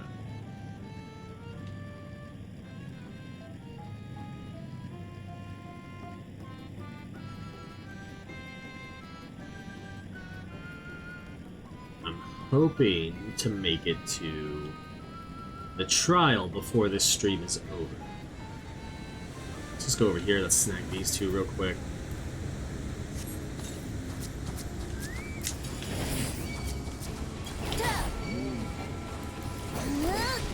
Bring out the chocobo to help us.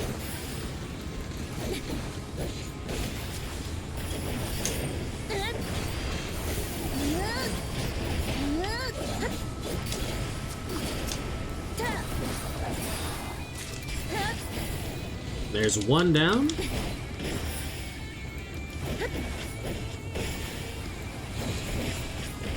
Oh. He got the stun in, okay. And there's two down.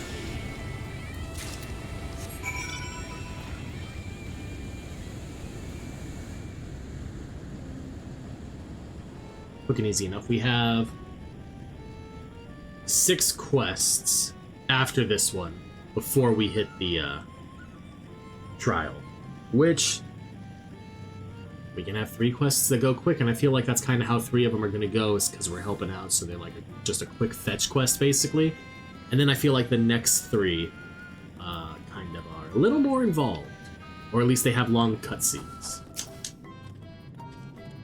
But we'll see. Ah, you are returned, and with the moss fungus legs, I hope. They are tools of my trade, lest you wonder, used to polish metal and leather alike to a lustrous sheen. Now that I have work again, I must replenish my stores. How many moss fungus legs will you give? 3.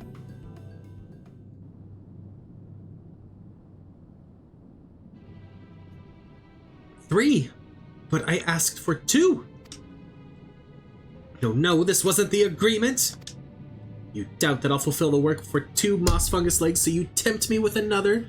May as well call me a grasping mutt and spit in my eye. Oh god.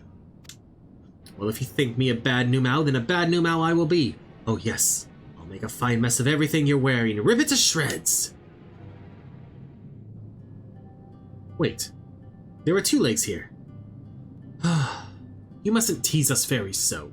In my agitation, I could have done much worse than simply snap at you. You see, for there to be honor in a task, we must receive precisely what it is worth. Too little means you belittle our ability, too much means you question our integrity.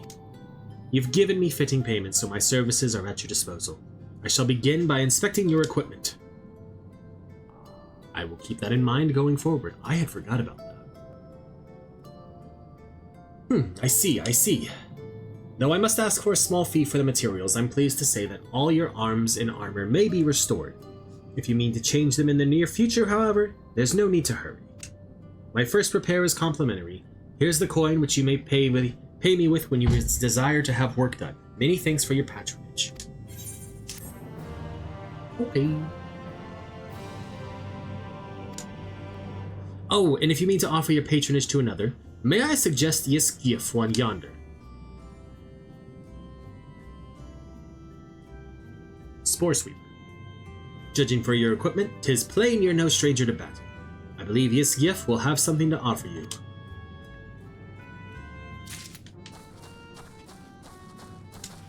It was the longest turnaround ever. Ah, to have so many men visit us at once. This is a joyous day indeed. If it please you, please give me your patronage. As my patron, I ask that you remove the noxious mushrooms that grow in our cave. Flame spores, they're called. We would tend to them with magics, except they leave behind a harmful ash. We've no choice but to pluck them one at a time. Now you will be curious as to what I have to offer. I am a purveyor of wares that will aid you in your travels. In exchange for your fitting payment, I will give you my choicest items. Okay.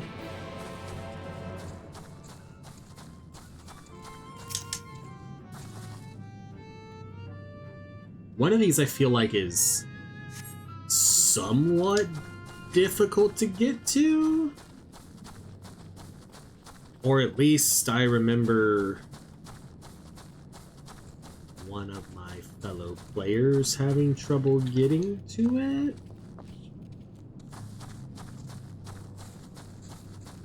Oh, there it is. One of my other players, or fellow players.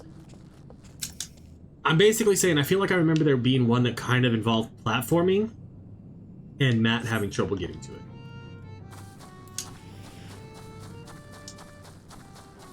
But I could be wrong. I'm entirely wrong because it's right on the ground over here. Okay.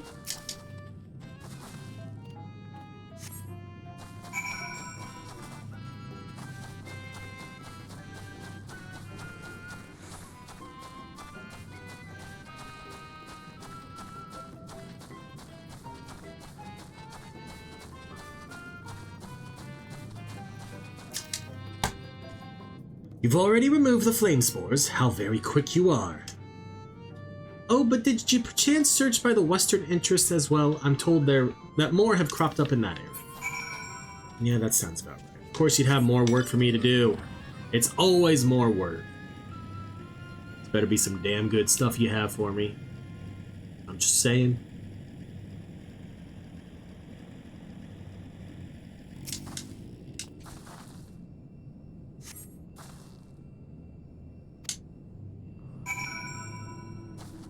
I sense a gaze from the distance.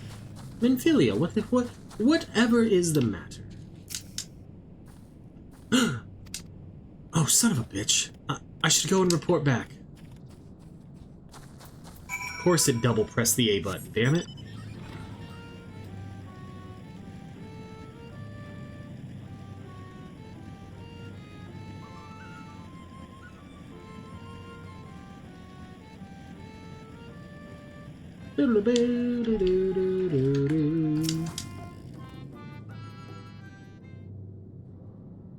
Ah, you are returned. Have you dealt with the flame spores by the western entrance as well?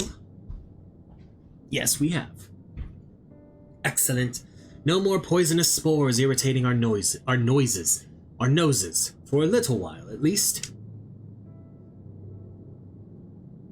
Oh dear, I believe I'm getting sentimental. Having a patron again, it reminds me of the old days. For every day I would carry my wares to the castle to offer in exchange for men's patronage. Back then, the castle wasn't called Ligia. The Vobertites built it and they named it Grune's Licht. It was their last bastion in the struggle against sin eaters, and now they're gone. All of them. Nobles and knights and common folk alike.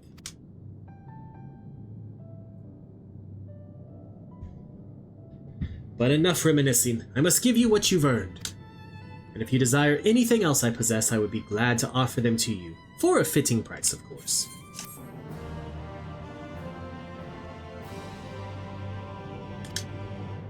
Now will you be offering your patronage to anyone else? If so, consider Widlad.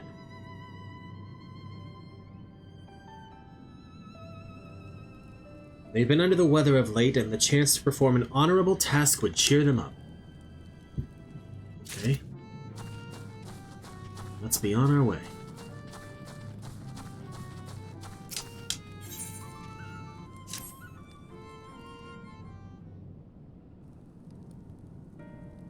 What? You would be my patron?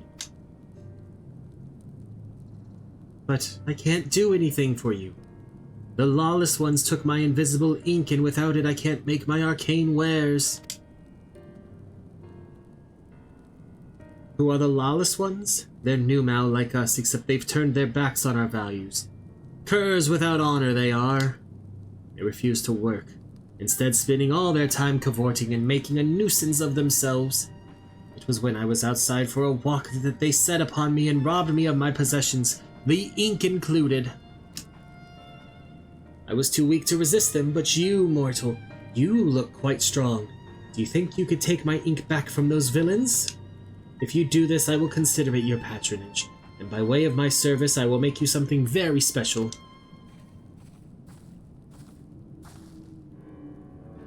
Excuse me, Morrighan, but I couldn't help overhearing. If you mean to undertake this task, will you let me accompany you? I would learn from you and help in what little way I can. You're welcome to join. I would actually love your company. Thank you so much. The lawless ones make their lair to the south, inside a cave called Father Collard's Chambers. They took many vials of ink, and I would be grateful if you could bring back as many as possible.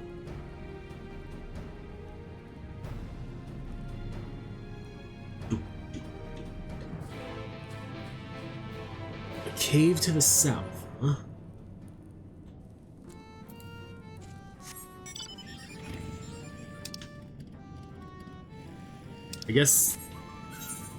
I guess that technically is south.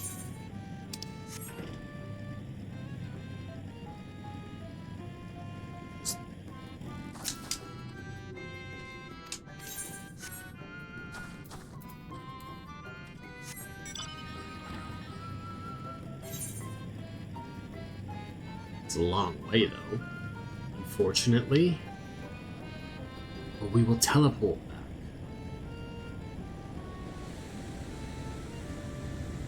I see the cave over there. I knew that there was some kind of quest that took us that way. I just couldn't remember what it was. I thought it might have been a either an ether like an ether current or an ether current quest. Because I knew there was something with this cave over here.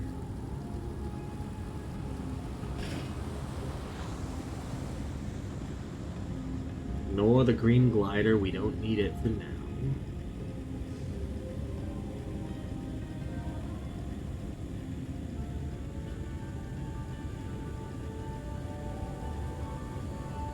All right, Philia.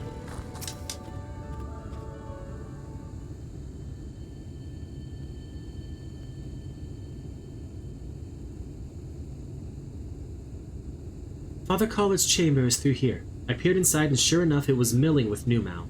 They looked none too friendly. If Thancred were here, he'd tell me to go about it quietly and quickly. Let us split up. I'll find all the ink I can and then come back outside. See you shortly, Morrighan.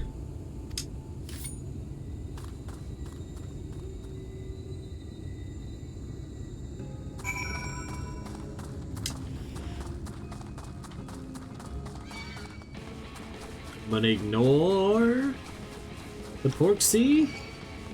I'm gonna ignore that Porksea. We're gonna ignore that Porksea. We're gonna ignore until we can't ignore no more.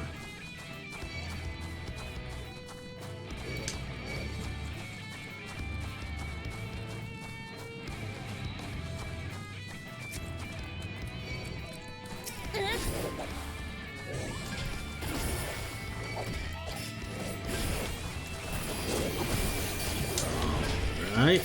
Oh, we got a new ability. Hell yeah. And it happened to fall perfectly where I wanted it to go. I just need to adjust where it is on my bottom hotbar.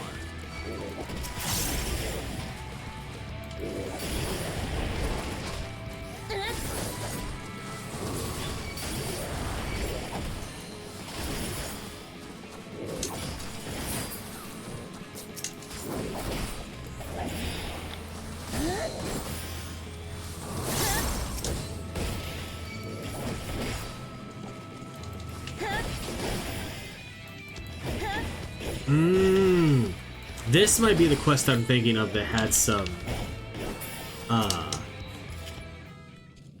platform.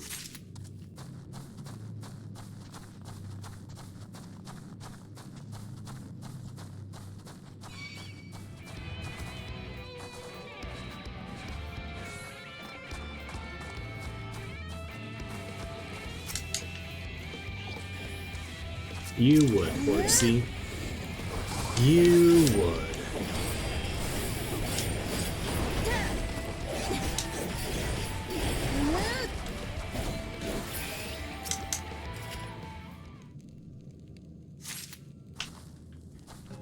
Okay.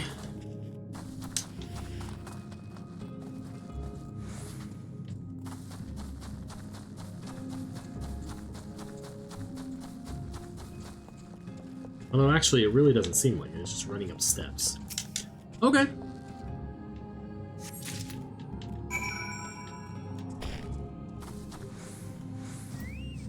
Now, let's get out of here. Speak with Minfilia at the exit. Well, farther south of the exit, or farther west of the exit.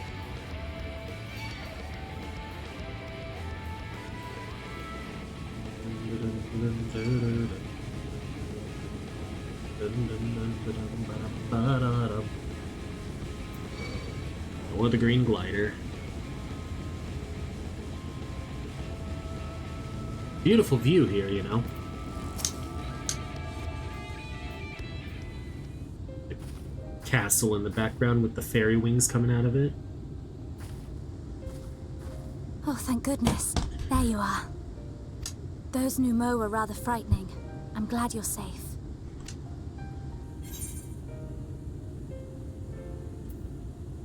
I see you use daggers. Thancred taught me, but I'm still a novice. No. The Minfilius before me battled Sin-Eaters as part of the Yulmoran army. But that had all changed by the time I was found. They held me captive, so that I wouldn't follow in the others' footsteps. I'd still be in my cell now had Thancred not spirited me away. When he found me, I knew nothing of the world. I didn't know how to live, let alone fight. Thancred once told me that if the efforts to summon you failed, it would fall to me to face the Lightwardens. I realized then that it was the only reason he kept me close. As a contingency. The truth is, he can't stand to be around me. Because I'm not her. I'm not his Minfilia. I mean, she's got the right of it. Once, we journeyed to Nabatha together. To the place where the Oracle appeared and stayed the flood. As we drew near, I felt as though I was fading away. I shut my eyes and covered my ears, and then... I'm not sure what happened after that. She knows. She absolutely I have a vague feeling that I said something to him. Only it wasn't me at all. It was her. Afterwards, Thancred didn't say a word. Only kept to himself and brooded. There's nothing I can do for him. Nothing I can offer but my presence. Though it only reminds him of his loss. She should be the one to live on. That's why I tried to find you. Because I knew that was what she wanted. But now that you're here, I'm not entirely sure what it was she intended me to do. Was I meant to tell you something or bring you to someone or somewhere? I can feel the answer at the edge of my mind, just out of reach.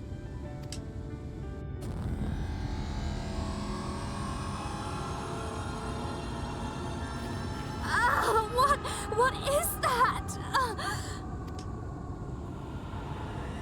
I feel like that's Titania crying out.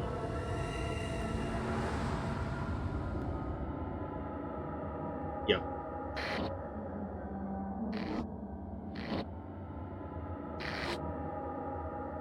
Why?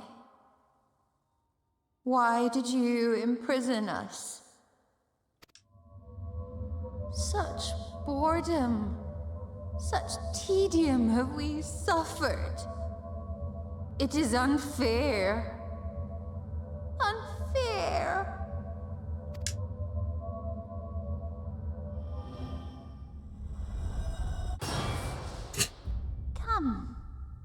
Come and play with us. Yeah. Shadowbringers is a horror game. Castle.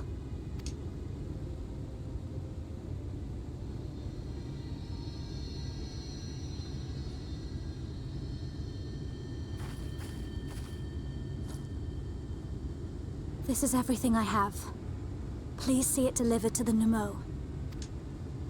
I will bear word to Thancred and the others.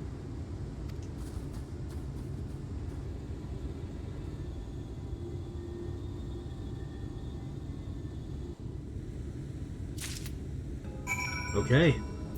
We're just gonna teleport back this time instead of running. And I will bring my webcam back because I almost forgot.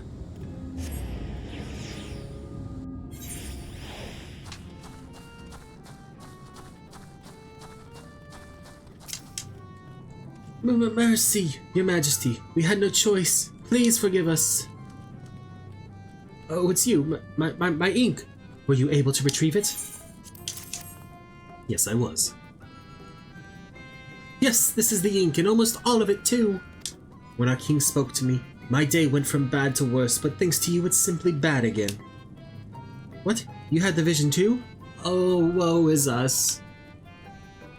Ordinarily, when a living being turns into a sin eater, it loses everything about its mind that defined it. However, the king has retained some of their instincts. This manifests in the desire to play and be free. So strong is that desire, it often leaks through the seal to evade our consciousness. For a long time we've ignored it, but we can't do so forever. But forgive me, I was going to thank you for reuniting me with Ink. You did exactly as I asked, so I will give you my service as promised. Nothing up my sleeve, and voila! May it serve you well.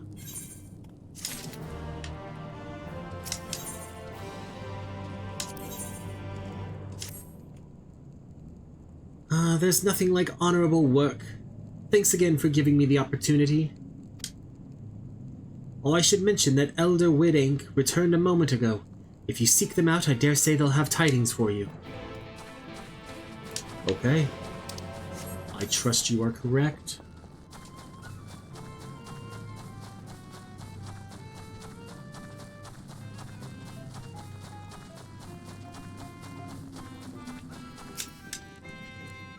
Ah, there you are. I am informed that you've been an excellent patron to our people. For that you have my thanks. Now then, you will be pleased to hear that we've come to a decision regarding the scepter. If you would gather your companions, I will deliver our answer. With voice acting?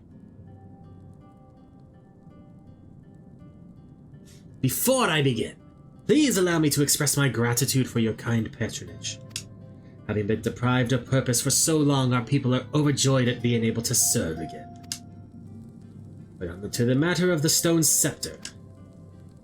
During our deliberations, we were forced to concede that we will never have the power to deal with our fallen monarch. We can release Tatiana neither from the castle nor from torment. In light of this, we have decided to entrust their fate to you. Take it, the stone scepter of the Numau. This makes 3 relics. 1 more and we can arrange a meeting with the warden. Ere you continue your quest, allow me to enlighten you as regards your foe. Know that Tatiana is not a name, but a title bestowed upon one chosen to lead the pixies by the grace of nature. This leader, upon Il Mheg's founding, arose as ruler of all Fey folk to bring order to our riotous kind. In turn, we Fey folk render our blessing unto nature, to water, wood, and wind, that our king might be further in power. Though they are become a sin-eater, their powers remain unchanged. When you face them, be prepared to face the full fury of nature. Oh dear. Is there anything else that we should know? Anything else? Only that if you feel unready for the challenge, and none here would blame you for it, you are welcome to remain among us a while longer. After all, I myself have yet to enjoy your patronage, and who knows when I will next have the chance. We would see that you were comfortable, of course, and do all in our power to make you feel at home. Oi! Honestly, I look away for one moment and every fairy and their nuncle tries to steal my sapling from me. This is my sapling. Mine, do you hear? Not yours and not the Fwath's. And anyone who so much as thinks about trying to seduce her will wish they hadn't.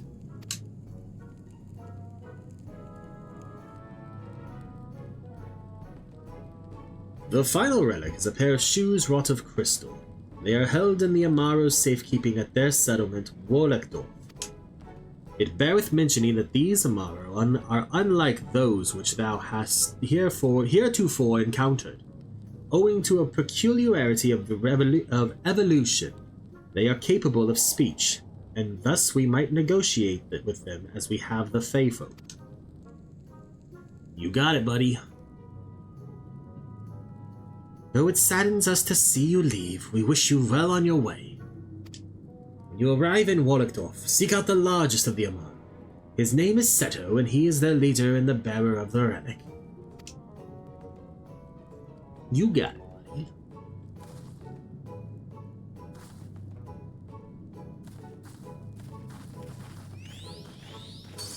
There she goes.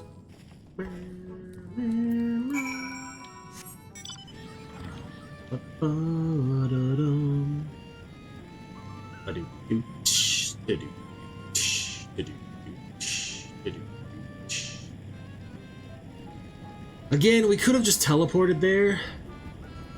And I really should, because it still would be faster. But we're already, like, past the halfway point. Might as well just finish off the drop.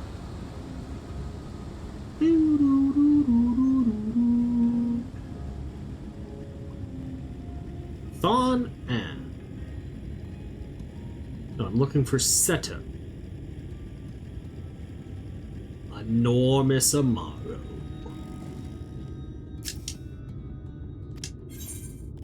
What will you say? Seto!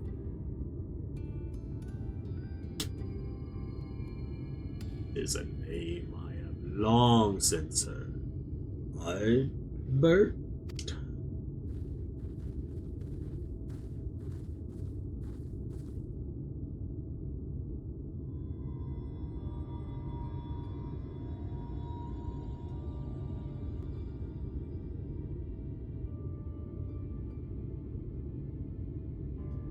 Oh, forgive me. I was having a dream. Seldom do men visit us. What brings you to our village? Did I hear you right? You desire the crystal shoes that you may confront the Lightwarden? No. No, you mustn't think such thoughts. Even if you are indeed immune to the light's corruption as you claim, vanquishing the king will bring you naught but sorrow. Forget this folly. Return whence you came.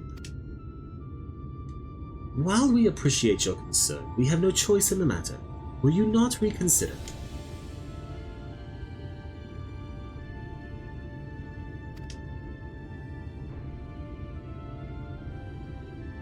Come, my friends.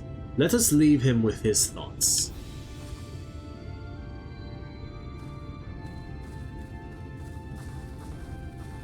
But Arianje? 'Tis harder by far to change the minds of they who mean well than they who mean ill. Forgive me, but I'm not sure I understand. And little wonder, 'tis the first time thou hast set foot here. 'Twould behoove you all to learn something of the nature of this community, I think, and there is no surer way than to speak with its members. In such wise you will come to understand Seto's reasoning for refusing us, and I hope gain an insight into how he may yet be persuaded. So I bid ye seek out the Amaro and make yourselves known unto them. A gentle touch shall suffice by way of a greeting. Okay. Do you already have the answers, Urianger? Because if you do, you could just tell them to us and save us all of this.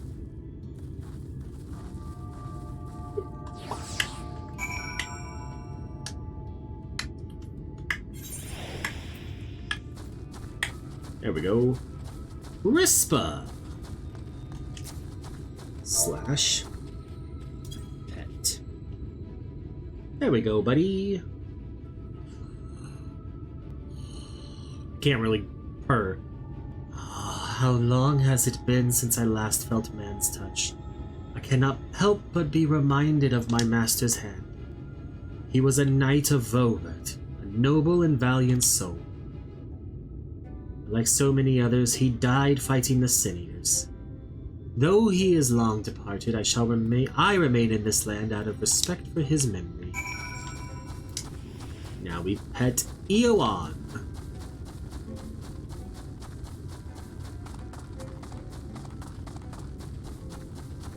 Who's way over here, apparently. Let's interact with the summoning stone super quickly just to get that done and out of the way.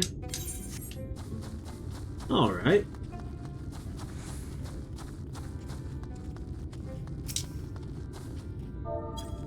You gently pat Eowyn.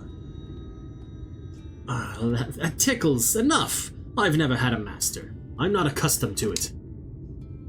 Not that I dislike your kind, you understand. On the contrary, we Amaro were bred to be fond of men. In the beginning, we were all of us mindless beasts, but then a mage of Ronka gave us the gift of intelligence that we might better serve our masters. After that empire fell, those with the gift eventually died out. On rare occasions, however, we are born with the seed of our ancestors in us. If we live long enough amongst men, this seed may quicken, restoring the power of speech to us amongst other things. So it was with me, though I never had a master, as I told you. Fair enough.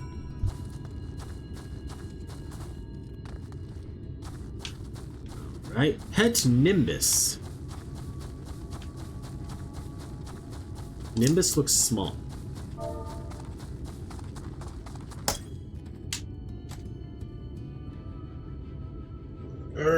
What's happening? Why am I being patted? It's wonderful. Seldom do we have the chance to enjoy the attentions of men. Your kind are loath to come here for fear of the Fey folk. But then we are Fey folk too. When first we made our home here, we swore an oath to the Fairy King, you see. 'Tis easy to forget sometimes. Alright, back to Urianger.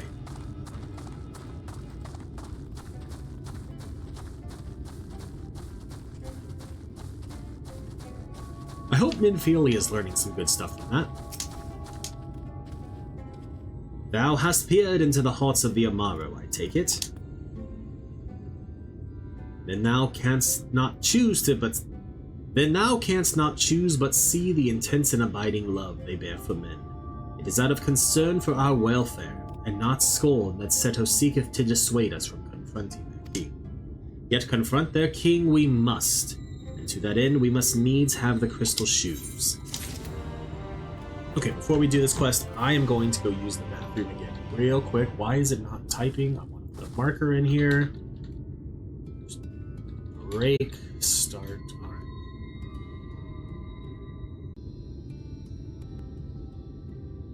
Once again, I was muted, so you didn't say that or hear that. But we're back now. Gotta love that. Urianger's brow was furrowed in thought. Morrighan, might I prevail upon thee to confer with Seto in private? The task of slaying the Lightwarden will ultimately be thine. It is for thee, I believe, that he worrieth most. Why? My controller is frustrating me.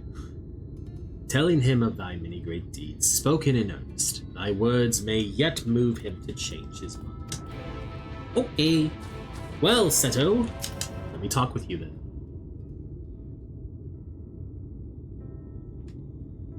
You have spoken with my brethren. What was that? Then you see it is not out of scorn that I deny you the relic. I simply cannot bear to see men fight and die. Not anymore. None of us can. To those who has placed a gentle hand on us even once fills our heart with untold sorrow, as my brothers and sisters will readily attest. This is something I must do. As much as I want to say I'll win, don't worry. What am I to make of such declarations? Tell me, why do you wish this? This land is no longer man's to fight for, nor will your doing so compel the Fey folk to change. And in order to obtain the other relics, you will have already paid the due price. Not more is owed. Why then would you risk all to face our fallen king?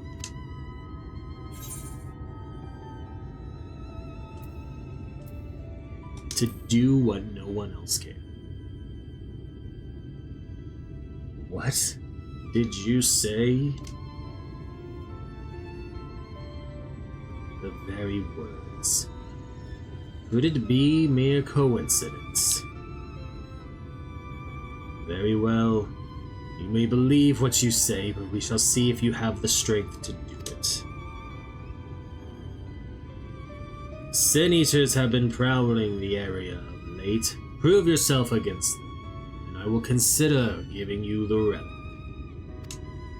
See that you are well prepared. Then meet me in the clearing to the east. There I will lure out the fiends that you may slay them. Okay. No, do not return to Kugane. Stop it.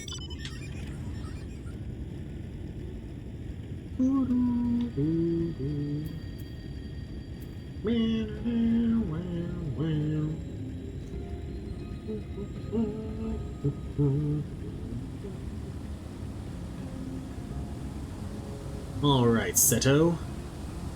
Let us be about it then, eh? I will use my voice to lure out the sin-eaters as I once did when I hunted with an old friend.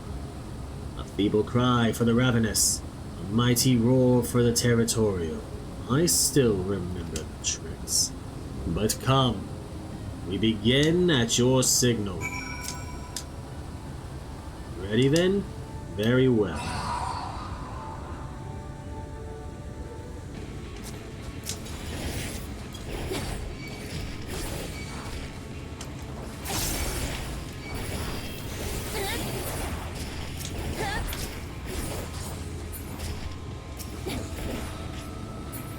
I mean, that wasn't so hard, Seto.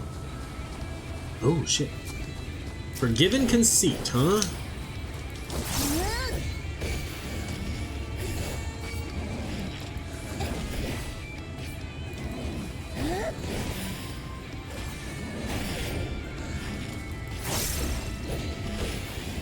Boom. Boom. Boom. Boom.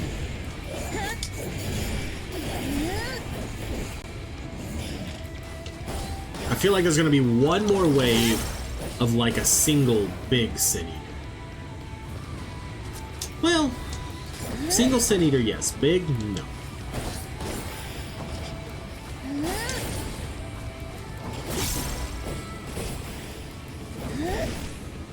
Cool looking.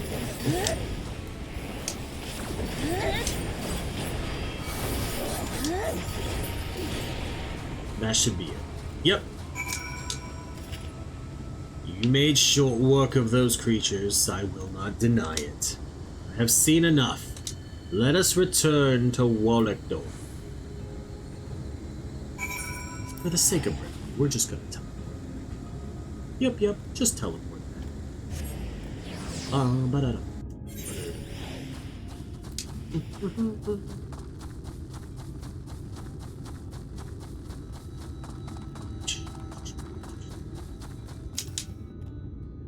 By the ease with which you slew those sin-eaters, I see that you are capable. However, I still require time to think, and if you should be willing, there is a favor I would ask of you. Okay. This is not a test of your strength, but a personal request. Please hear my tale. A while ago, I fought sin-eaters who had wandered into Il Mheg. In the heat of battle, I dropped a prized possession, a medallion. Of all the places that it should fall, it was Long Mirror Lake. We Amaro are not fond of water. We certainly cannot dive very deep. I briefly entertained the thought of turning to the Fwath, but they are more likely to keep my medallion out of mischief than return it to me. I had despaired of retrieving my treasure, but having seen what you're capable of, perhaps you will be able to find it. While I ponder your request for the shoes, will you not go and search for my medallion? If it should elude even you, I will accept that it is gone forever. Alright, buddy. Such a long ways away, though. But I will do what I must.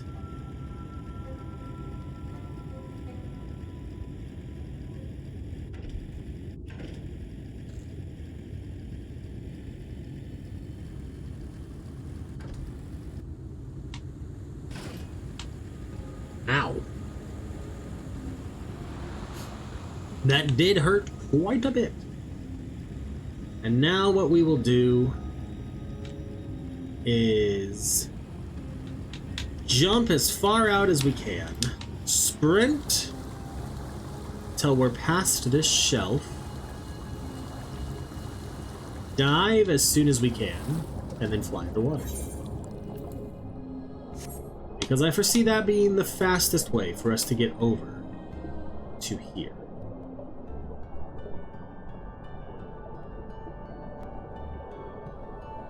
And if I remember correctly, it is inside this, like, church-looking thing. Or maybe it's right here. No. Okay, so we do have multiple interact points.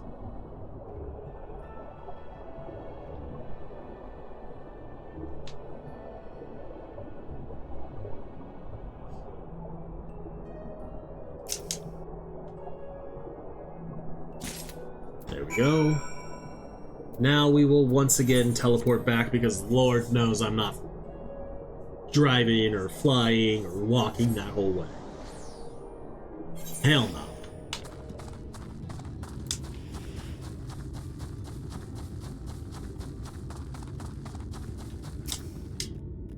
Ah, you are returned. How fared your search? I'd say it fared pretty well, actually.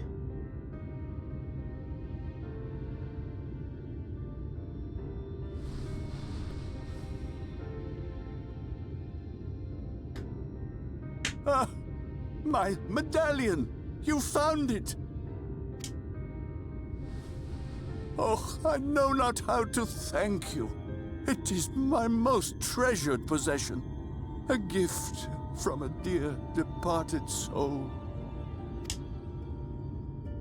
He was a traveler, and together we journeyed to the ends of the world and back again.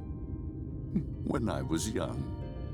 In those days, I could not speak, but we found joy in each other's company nonetheless. Oh, the memories. This medallion he found during an adventure, fashioned it into a necklace for me, his partner in crime. I had not the words to tell him then, but it filled my heart with pride. I was so happy. Yep. His name was Ardbert, and he was my friend. Ardbert, thou sayest? Everyone blamed him for the flood. Him and his comrades. Some few who spoke up for them, of the many whose lives they had touched. But as the years went by, their voices were drowned out by those who only uttered the adventurers' names as a curse. It was too much to bear, and so I left behind men and their lies, and came to this place. Ardbert was a trusting soul, constantly being drawn into the troubles of others. Yet in spite of this, he never thought twice when he saw someone in need. He always tried to help. It was no different then. The world needed heroes. It needed him. And yet, he was a good man. He deserved to be happy. I wish I could have told him that, at least. Well, lucky for you, Seto. I can talk to him. And I shall.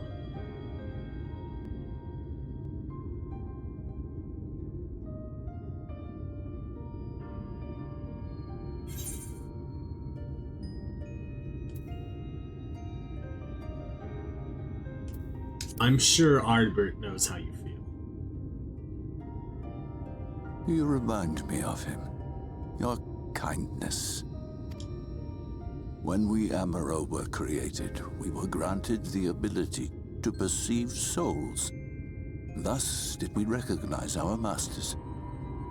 That ability has long since faded from our kind. But due perhaps to my reversion, I can see your soul. Faintly, but surely. It is reminiscent of Ardbird's.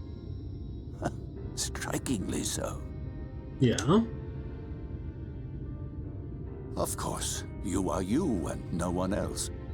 We are defined not by the soul we are born with, but the path we walk. Nevertheless, I cannot help but feel that this is more than mere coincidence. Agreed. Which is why I will place my faith in you. The relic. It is yours.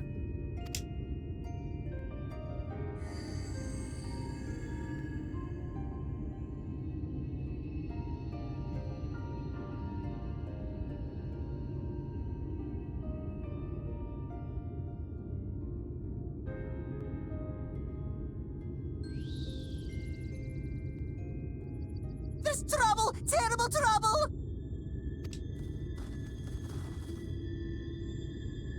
Has something happened at Lightwarden? Together with the twins, we were playing tricks on some nasty mortals to stop them from setting foot in Il Mheg. At first they ran off screaming, which was lots of fun.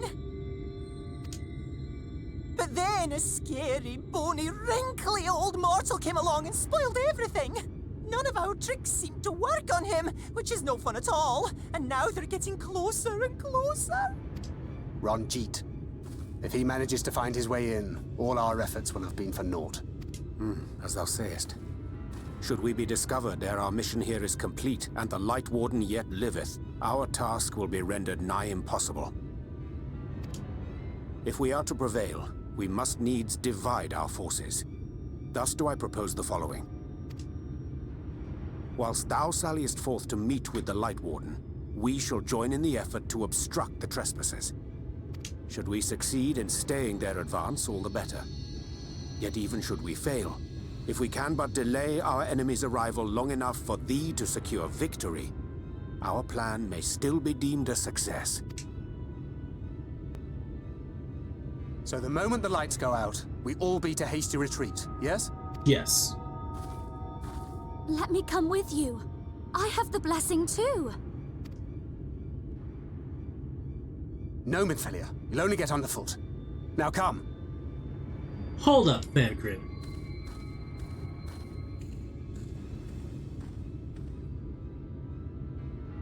I wish there were more I could do. Please be careful. Sneak away with me. Come on, let's do this.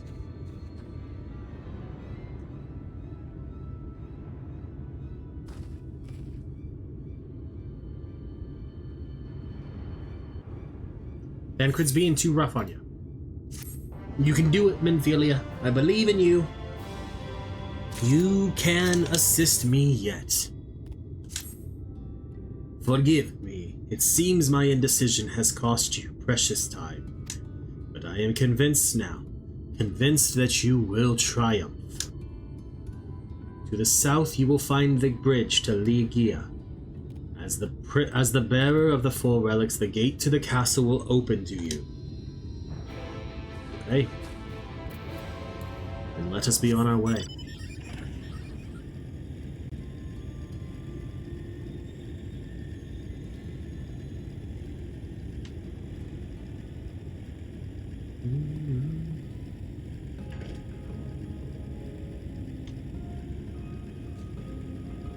There we go. Jump down and hope you don't aggro the werewood. Yeah, that wasn't too bad, actually. Ooh. But that could have gotten a little spicy right there.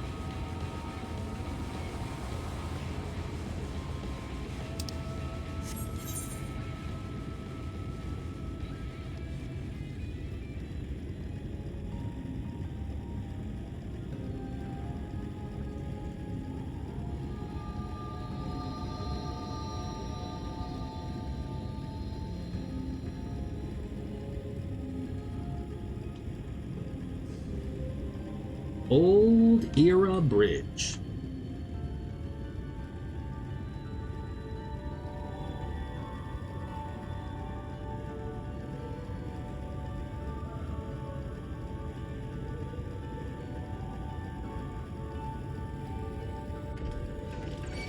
Oh, I thought we avoided it. I was so proud for a second with that little jump over the corner there. Alright. Investigate the castle gate.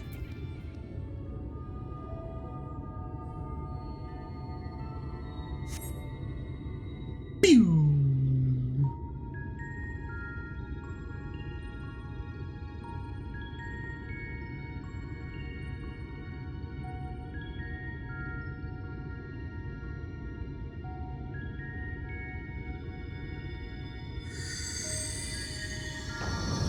Here we go.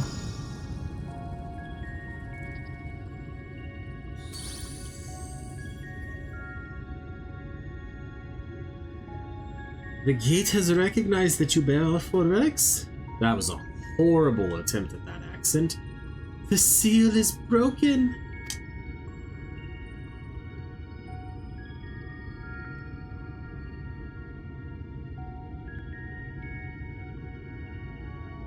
I'm just waiting for it to do the thing. All that remains is to enter the castle and confront Titiana, a being bereft of reason and mercy. It is sure to be a ferocious battle, but if anyone can bring an end to our king's torment, it is you. Yet know this, my adorable sapling. Though we Fae folk may appear to live unfettered lives, there are still laws that bind us. To take back as much as is taken, to create as much as is destroyed, to give as much as is received. In all things, balance must be preserved, and the same will be asked of you. But worry not. Come what may, your beautiful branch will ever be at your side.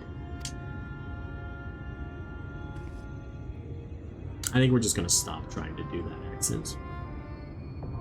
The Dancing Plague is now accessible.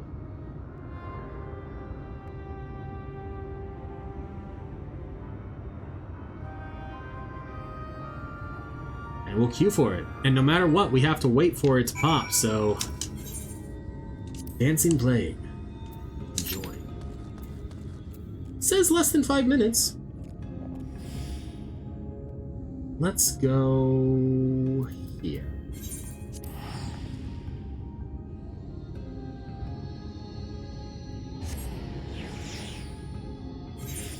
What we'll do is we'll get a little bit of a jump start on like the blue quests that unlock ether currents.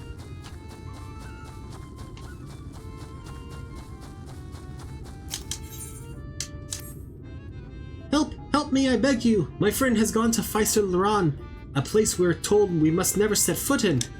I thought about giving chase, but I'm scared I'll run into that thing. But you're a big, brave woman. You're not scared of such things, are you? So please, find and bring back my friend. Kin Gyuf is their name, and if you hurry, you might catch them before they get to Faisal.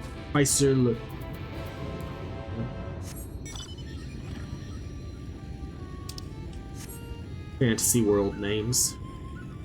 They are hard.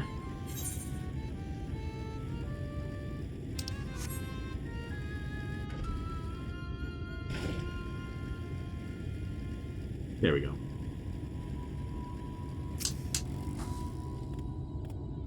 Aren't you one of Orianje's friends? Have you business with me?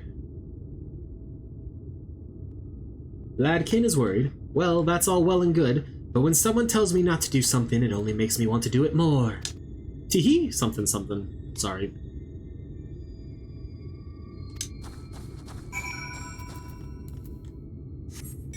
It did the double button press again, so...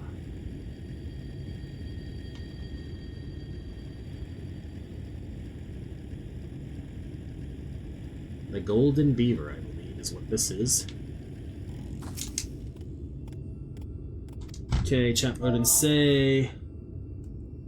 Kin... Yeah.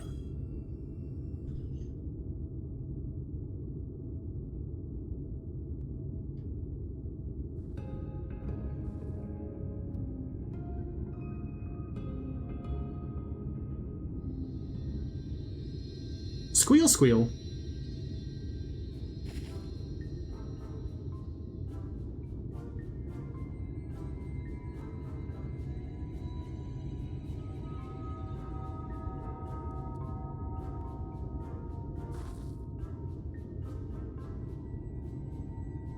Squeal, squeal.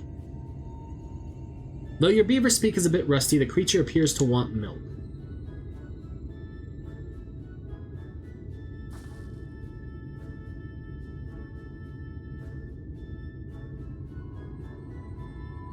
However, you see no signs of Kingya. You resign yourself to bearing the bad news back to Lad Clint. What level is that quest?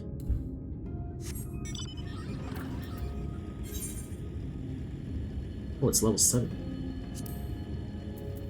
So I can turn it in as Paladin to get a little bit more XP.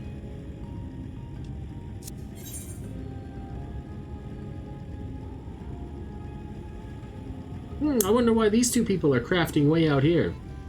Definitely couldn't be something to do with Endwalker and the custom deliveries.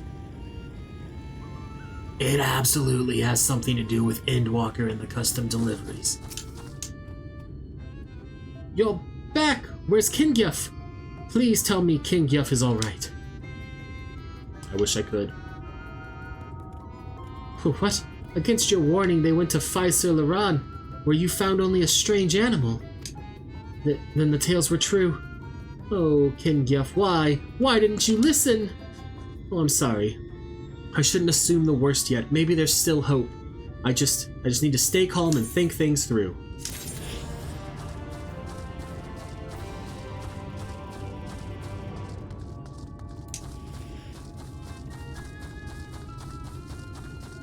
We have another blue quest over here.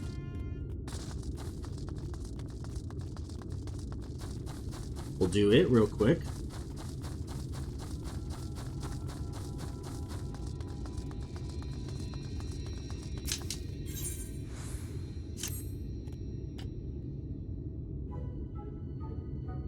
There's talk that an interesting mortal has come to Il Mheg. Morrighan Initari or some such. It's you, isn't it? Don't even think to deny it. Okay. I'm Ulfon, and it's my dream to become the most popular fairy of all. Why? Because everyone would fawn over me, and that would be really fun. Now, by way of an achievable first step, I'm aiming to become the darling of Lidha-Laran.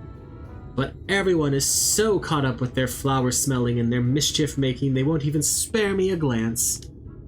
You travel to and fro, so you must know much and more about this and that. Tell me, what must I do to become popular? Cleverest pixie of all. Oh, we'll have to skip this cutscene. Oh, come on, Gunbreaker. There we go, everybody was waiting on me. I feel so bad. Oh, here we go. Here we go.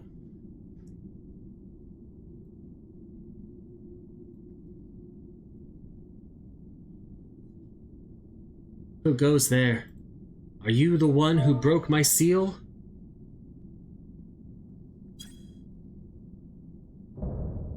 Lightwarden Titiana.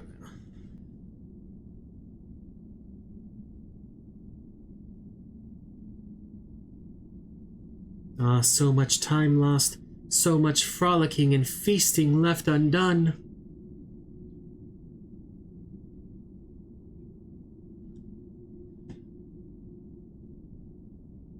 We must make up for it. We must, beginning by playing with you. Oh, I forgot how good the music is.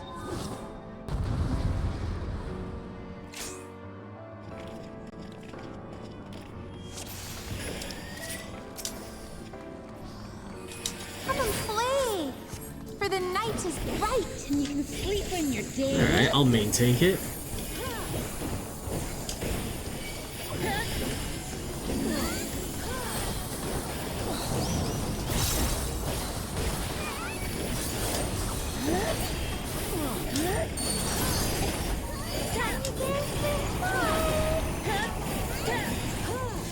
Oh, let's zoom out so we can actually see more too.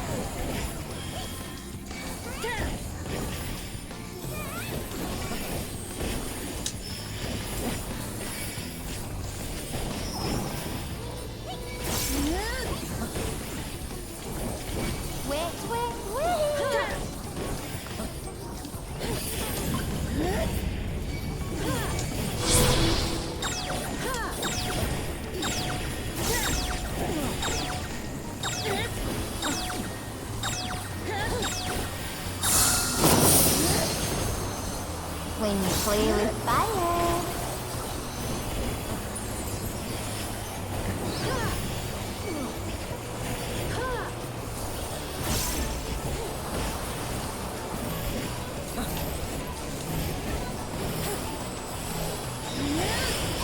There we go.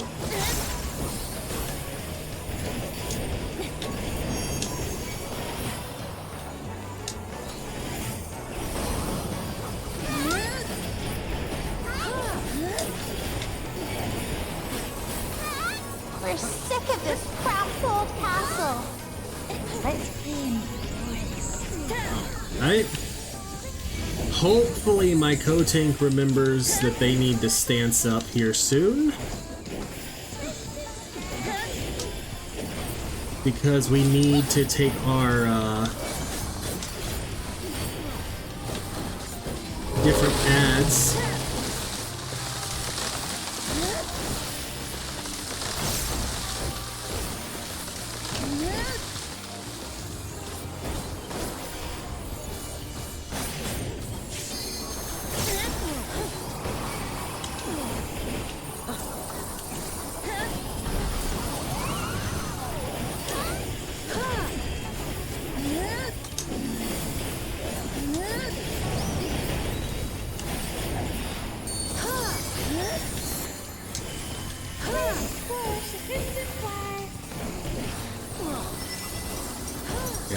Where is it first?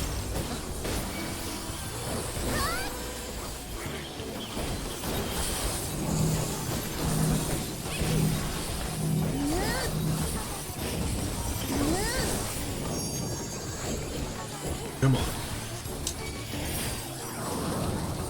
She is getting close to the... I mean, we gotta be getting close to the face since we're at 34%. Here it is.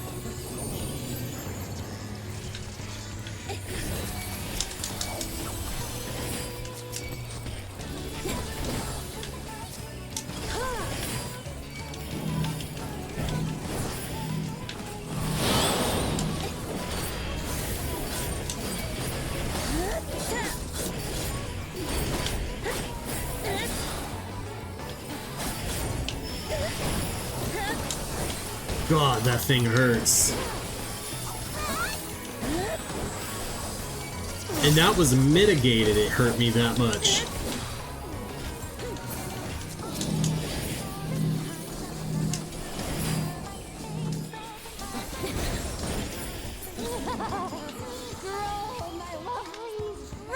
She's like Rita from Power Rangers.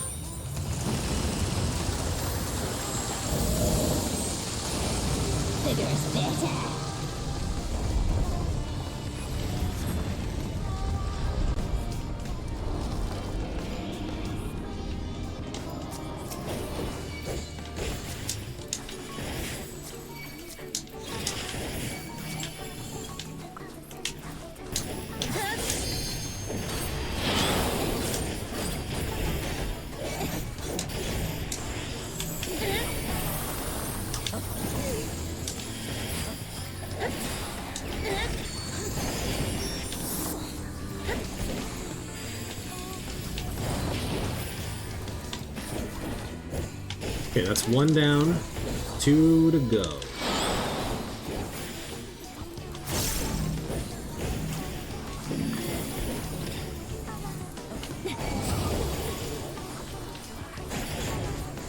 Oh, the power is getting higher.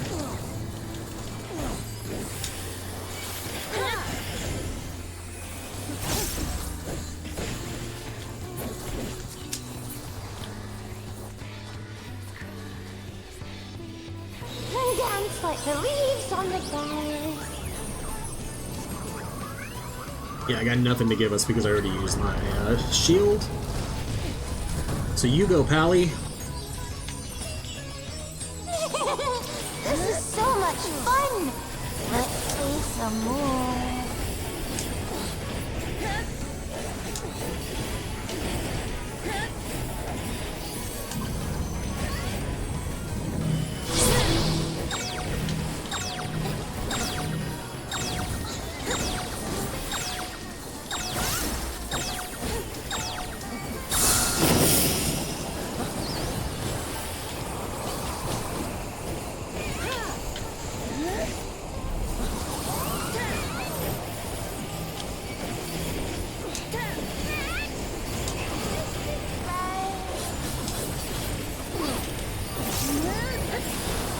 It's gonna be 2 growth runes.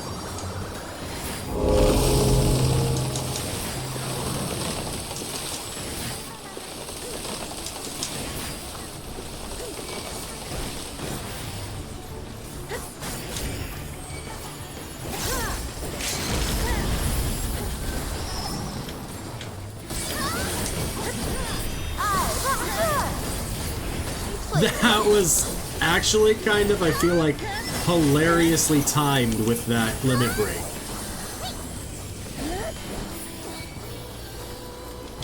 Because it was like right as the limit break finished, she cried out, "Ow, that hurt."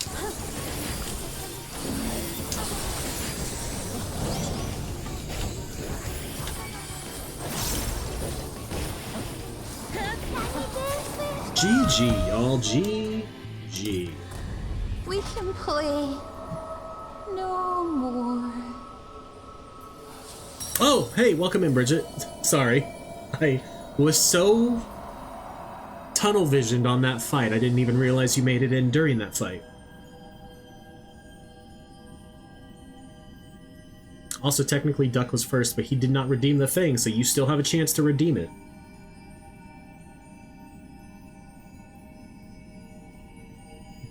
Under channel points for like 1 point.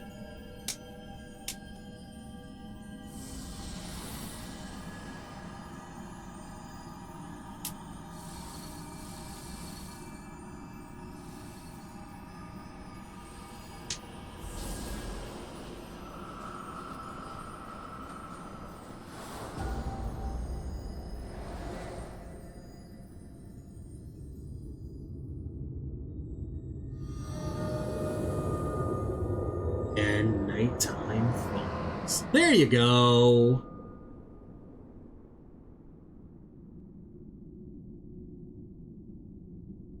I hope nobody's like waiting for me to get out of this cutscene. And if they are, they definitely get a commendation. No one was. I did receive a player commendation though. Let's go.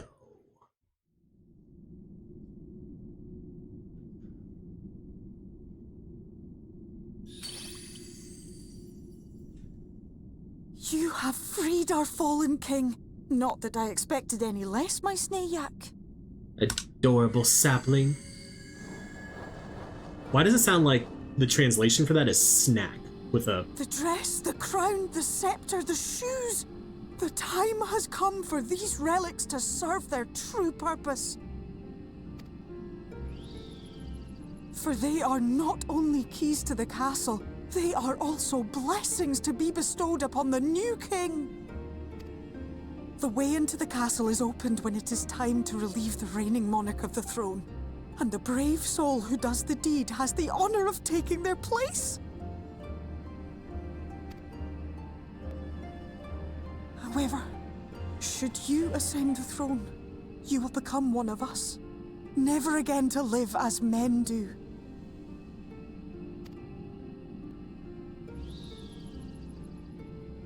My adorable sapling, my precious mortal. We Fae folk live forever, but such is not your virtue. To strive for a dream you will never see, to sow seeds that others might one day taste the fruits of your garden, that is the beauty of your kind. Now hold up, Feawool. What if I want to become immortal? Burn bright and shine as only you can. These blessings, your lovely branch will accept in your stead. Okay, but again, what if I want to become immortal?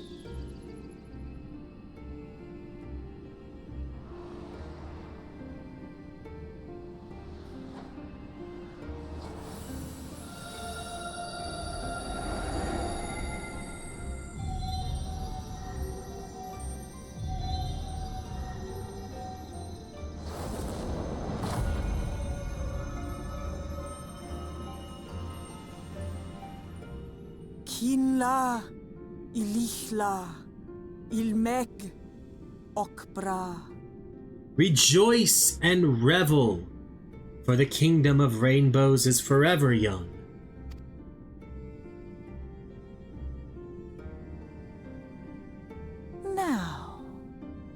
Shall we attend to those unwise enough to trespass in our realm? Here's the thing.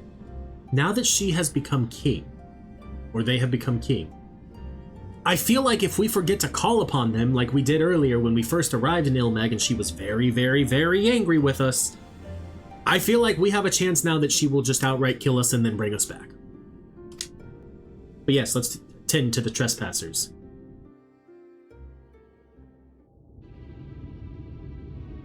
Oh shit, my camera's still on. Y'all are missing so much in that little corner.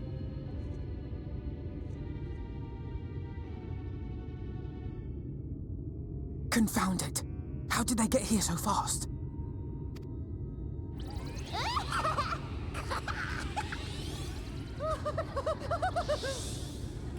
Damn these pixies and their tricks!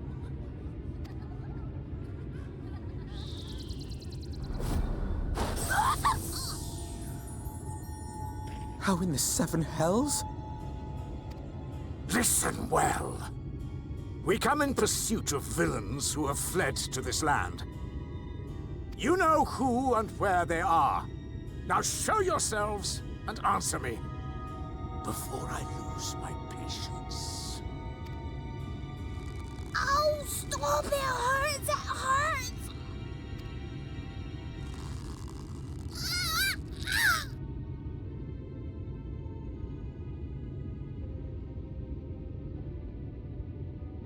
Enough! Lift the enchantment!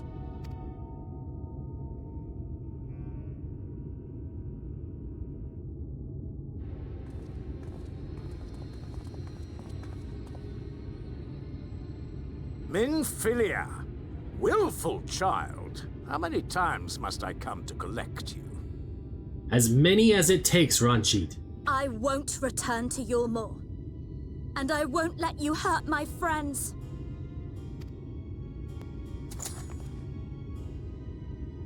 What is this stance? Where did you learn it?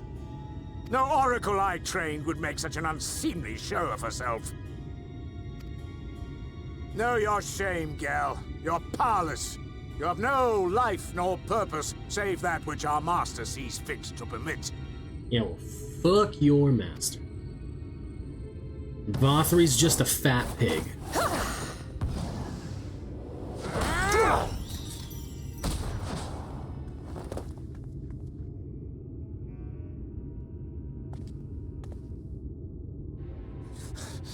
Who are you to dictate her purpose?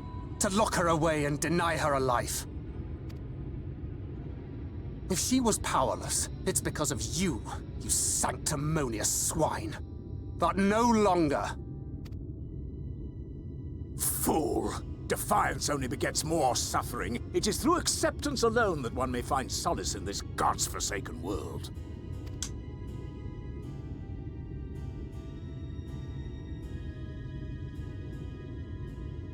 Look! The sky! I just realized her weapon in the first is not her ether blade. She's done it. The warrior of darkness has triumphed. General? What are our orders? What do we do? We do what we came to do. Subdue this rabble and find the warrior of darkness. Forward, men! Take the villains captive! Are you deaf? I said... The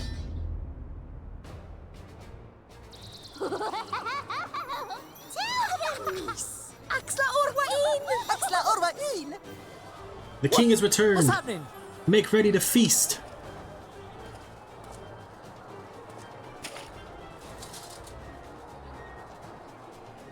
Water? That wasn't there before. Oh, the fluff.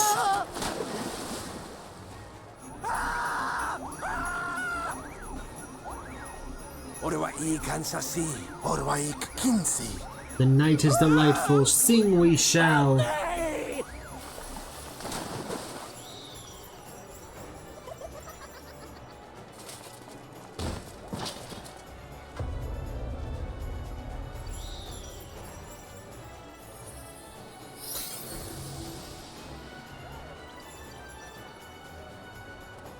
What's the matter with you? Get a hold of yourselves, damn it!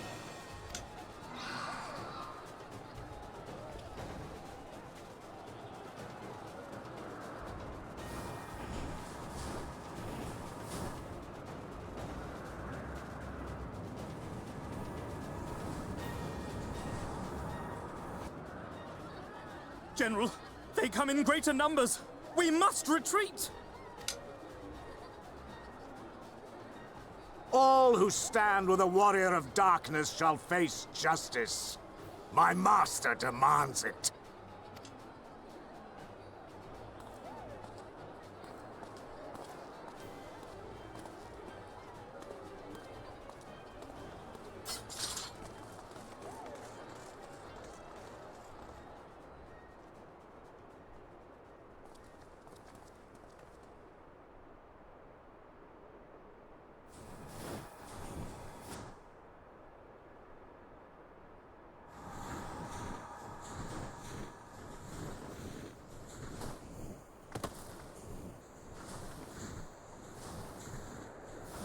Do you think we rode in on Seto?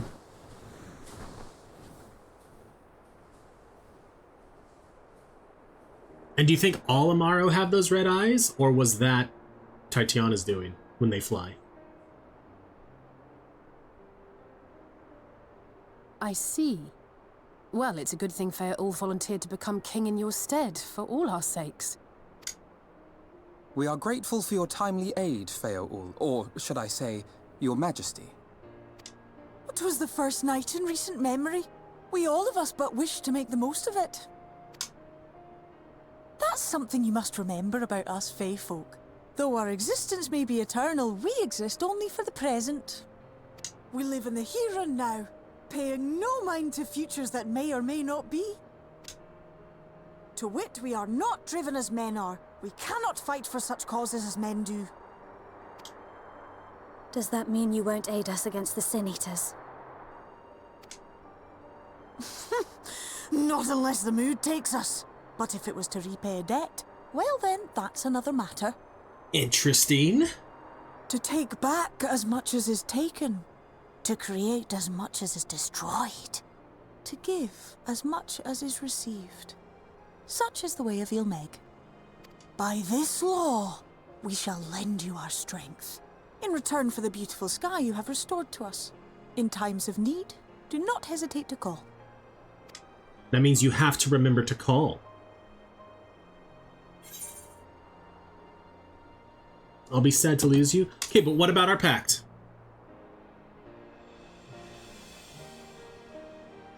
Silly sapling. I shall remain at your side. Even should my body be in the castle, 'tis a simple thing to have a little part of me accompany you. Treat them as you would your Isnefis. Your beautiful branch.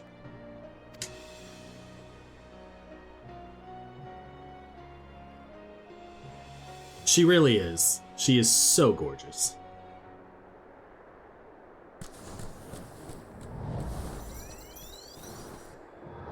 And there she go.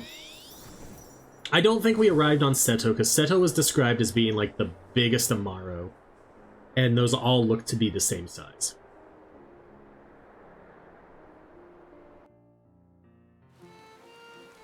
Alright. Let's bring that back. Never for a moment did I doubt that thou wouldst triumph over thy foe, yet the majesty of thine achievement delighteth me none the less. Night hath returned to Il Mheg. Are you sure? Because it looks to be pretty daylight to me right now, Urianger. And we stand one step closer to delivering the first from its doom, and averting the 8th umbral calamity. 'Tis but a pity thou wert not present to see the Fae folk put the Yomorans to flight. 'Twas a sight to raise the spirits, I do assure thee. Ah, but what valuable allies they might prove, were the mood only to take them.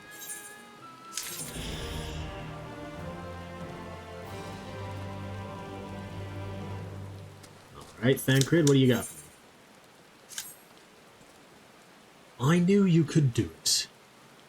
And not only because of your blessing, you have a strength all your own, and it has seen us through many a trial. With the Warden defeated, I believe our work here is done. It is time we were going, together, needless to say. To the bitter end, the fate of our two worlds being at stake and all that. Now then, I suggest we hurry back to the Crystarium. Much and more may have happened while we were frolicking with the Fey folk. That Ranjit elected to pursue us makes me hopeful the city was spared Yulmor's attentions, but I would sooner see for myself. Besides, I believe I speak for us all when I say I've had a belly full of Il Mheg. Let us away before the fairies think to play with us again. I mean, Seto may not have been our companion, but he kind of was when you think about it in terms of who Ardbert is in comparison to who we are. He was basically, the warrior of the first. With his traveling companions, him and his friends were the Scions. I'm pretty sure, Bridget, this is when we get introduced, like, as our character to Papa Garlean. Grandpapa Garlean.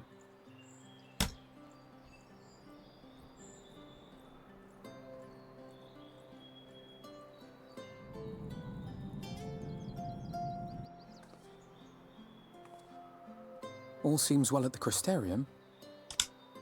Yes. Yulmor was plainly more concerned with finding us. How flattering. Ah, yep, it is.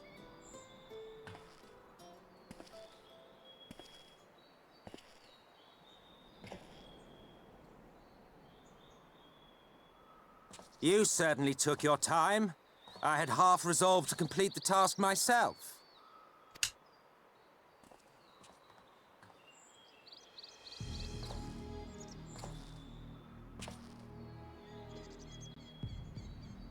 And you are? Were one to study the annals of Garlean history, one would find yonder visage on many a page. Though by rights its youth should long since have faded. Well, well, we have a historian in our midst. That spares me a lengthy explanation. I am Solus Sos Galvus, founding father of the Garlean Empire, and under various guises, the architect of myriad other imperially inclined nations. As for my true identity,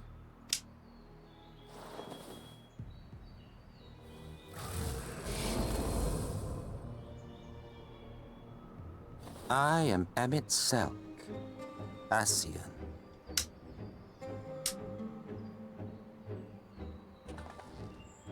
Gaius spoke of you, a native of the Source. Equal in rank to La Habrea.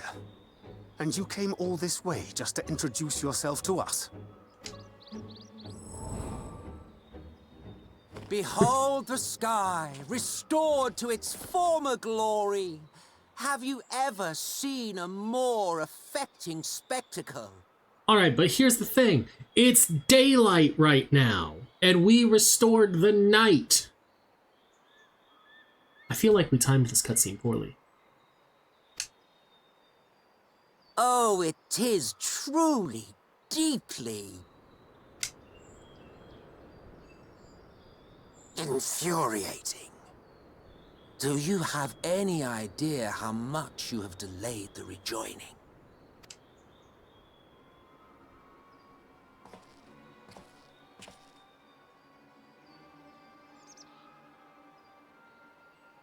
Following the flood, the First had been listing ever further towards the light, towards stasis. The end was in sight. Enter man and his indomitable spirit. He would haul the world back from the brink. And adding his lumpen weight to the power of growth, he duly tipped the scales, if only by a fraction. Yet a fraction was enough to spoil the perfect imbalance needed to bring about a rejoining. Had mankind continued to live in idleness under Vorthry's rule, all the conditions would have been met.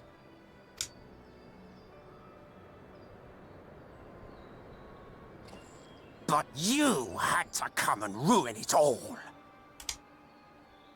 Thanks to your meddling, light supremacy is in doubt, and our painstakingly laid plans are in tatters! Well, I should begin by thanking you for confirming Urianger's theories on the inner workings of the Calamity. He will be most pleased. I mean, Urianger's right there. As for what happens next, might I suggest you admit defeat and walk away? Bridget, that's why he, you know... Pew pew! Happy to let me go, are you? Because the murderous glint in your eye suggests otherwise. Indeed, it is enough to make me think better of confronting you alone. Good. Look, it did cross my mind to simply side with Vorthri and kill you all. But that's no different from what La Habre did. And we all know how well that ended for him. And so, while it is liable to be troublesome, I have settled upon a different approach. Cooperation. I will not raise a hand to hinder your hunt for the Lightwardens. If you desire it, I will even lend you my knowledge and strength.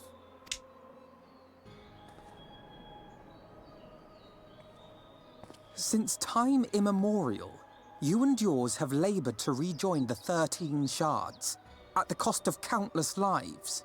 Do you expect us to believe that your objective has suddenly changed? Yes. Nay, our objective is the same as it ever was. Though I dare say, you do not know our motive. A war waged without knowledge of the enemy is no war. It is mere bloodletting. Just once, might we not seek to find common ground?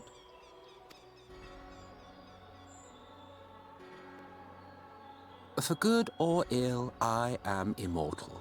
Provided I have the inclination, I can always begin anew, scheme and conspire to my heart's content. But this time I thought that I might instead try to see eye to eye, to understand what drives the hero of the source, to determine if our goals are truly incompatible. So come, shed your preconceptions. See beyond the unscrupulous villains you take us for. When all is said and done, we may find ourselves pleasantly surprised. The proud discoverers of a path of cooperation rather than opposition.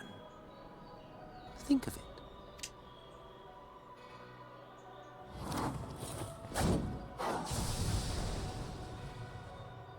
Thou hast delivered thy proposal, and we would not dismiss it outright.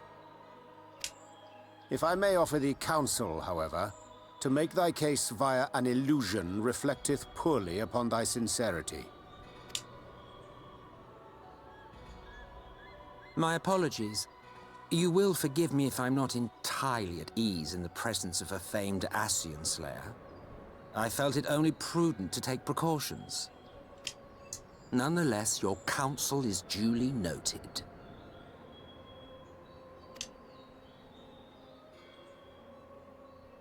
I take my leave, friends. Rest assured, we shall meet again soon.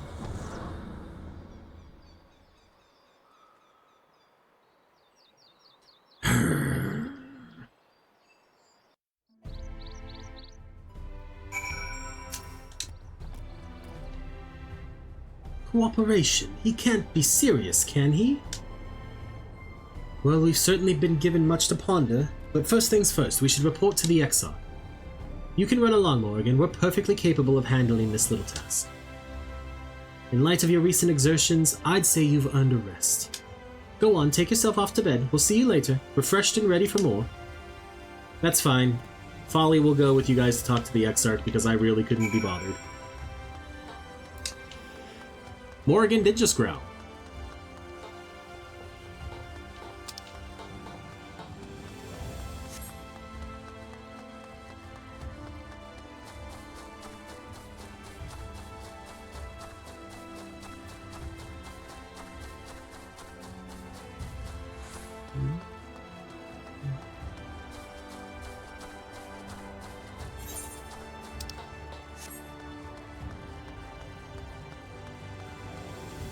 Well, they have to. That's how they end, like, every section of 20 quests.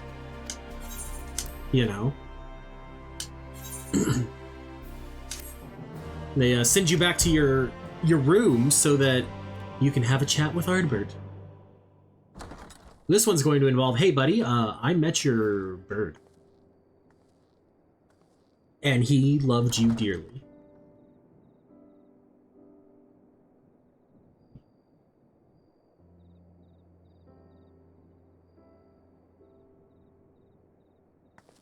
Oh, he's not here this time, though. Such a shame. But there is a sandwich basket, and maybe we shall enjoy a sandwich.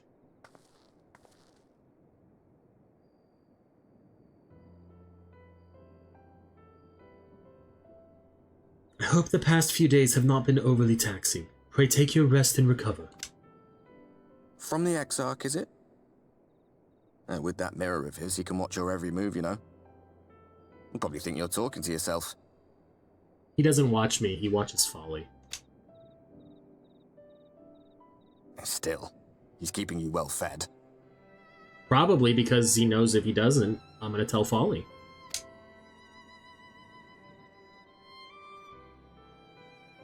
Judging by his people's faith in him, he seems to be a decent sort. But so much about him remains shrouded in mystery. Like, what was he doing back in my day? There was no such person when I was around. Probably sleeping. A lot's happened since the flood, though. Since I was set adrift. I know little more than you do of this city's history and the Exarch's past. Not that it matters. It's Emmett Selk we should be concerned about. Agreed. When our world was about to be consumed by light, the Ascian in white appeared before us. He said that the only way for us to live on was to bring about the rejoining.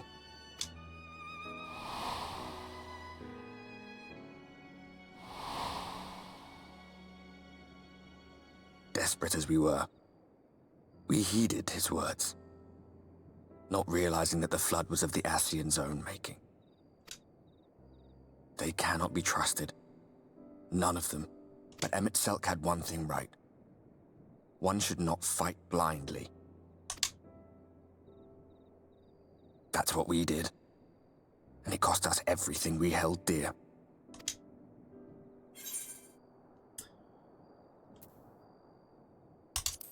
Tell me about Seto.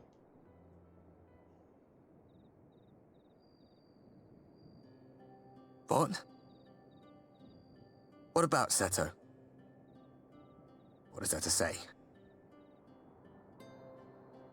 All right. He's done some growing. When we were traveling together, he was nowhere near as big. And he obviously couldn't speak. I had no idea how much that medallion meant to him. But now you do.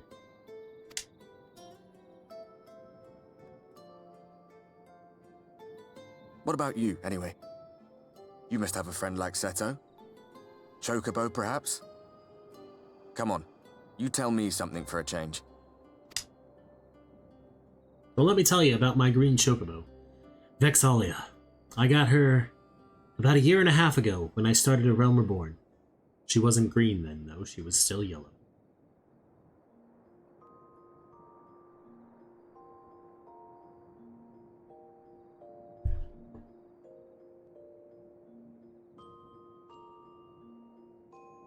Who ate my sandwiches?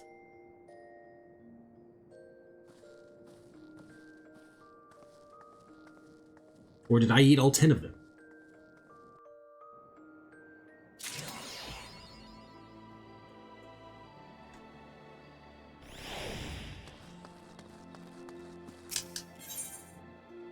Ah, yes. Good evening to you, miss. I do hope you are well rested. The Exarch and your companions are presently gathered in the Ocular. He asks that you convene with them at your earliest convenience. Alright, I guess.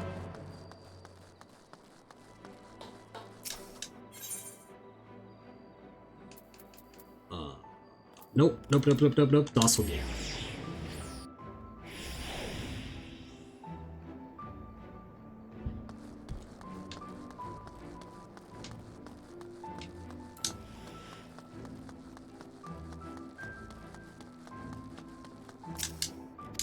Okay, but why would... Ardbert can't eat or drink. Why would I have had a drinking and eating contest with him? That seems foolish on my part. Sounds like an excuse to just get drunk by yourself.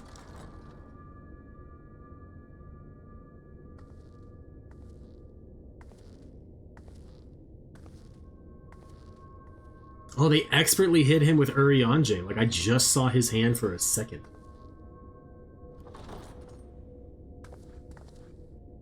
Ah, there you are. You're just in time to welcome our guest. Yeah.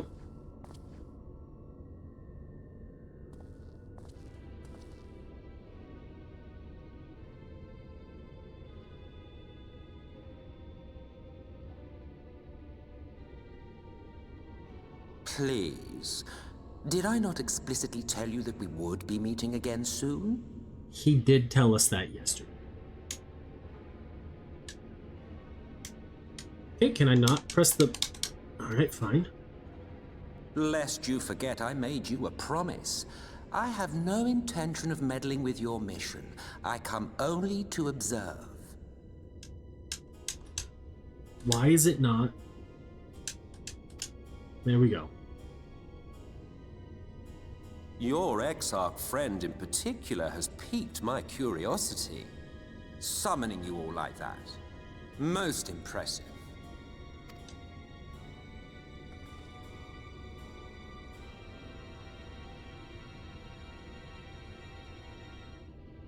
You honestly expect us to believe you've come only to observe?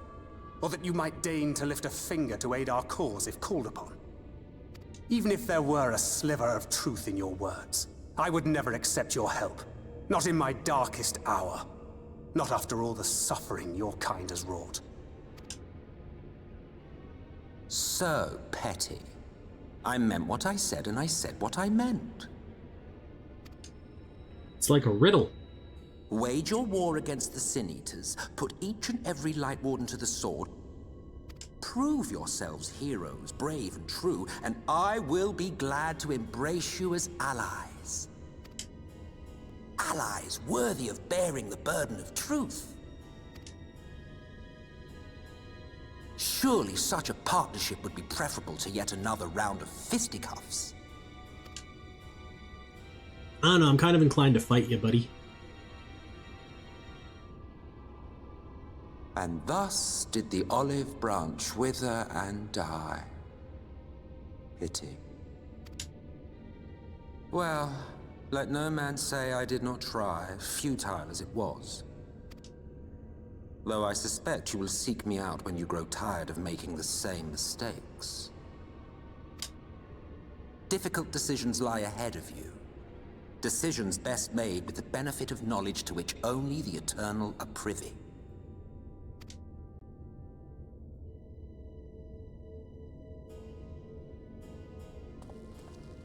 For now, I shall resume my shadowy vigil. Whatever you choose to do, make sure it's worth watching, would you?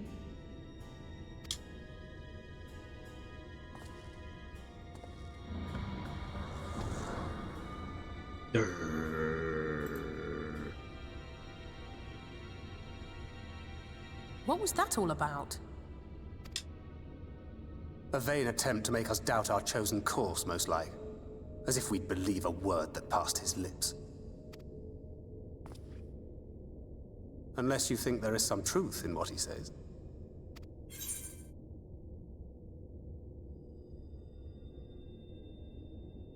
I don't know, but if he crosses us, I'll make him wish he hadn't. I'm sure you will. But consider for a moment. If he meant simply to lead us astray, he could have done so without revealing himself. At least, not in the manner he did. Okay. It goes without saying that an alliance with the Ascians is out of the question. But since we have no way of knowing where they might be hiding, it seems only logical to press on with our mission, even if our enemy seems content for it to succeed.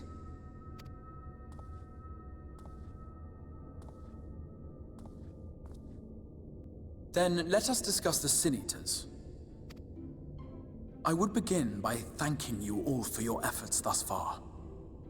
In striking down the Lightwardens of Lakeland and Il Mheg, you have accomplished more in your short time here than all of our forces managed in the last century.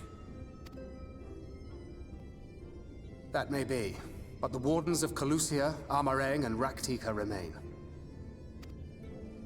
Indeed, and their precise whereabouts are as yet unknown. Which is why I propose we divide our forces and conduct a systematic survey of each region. Once we have found our quarry, we may then determine how best to proceed. I'm sorry, Bridget.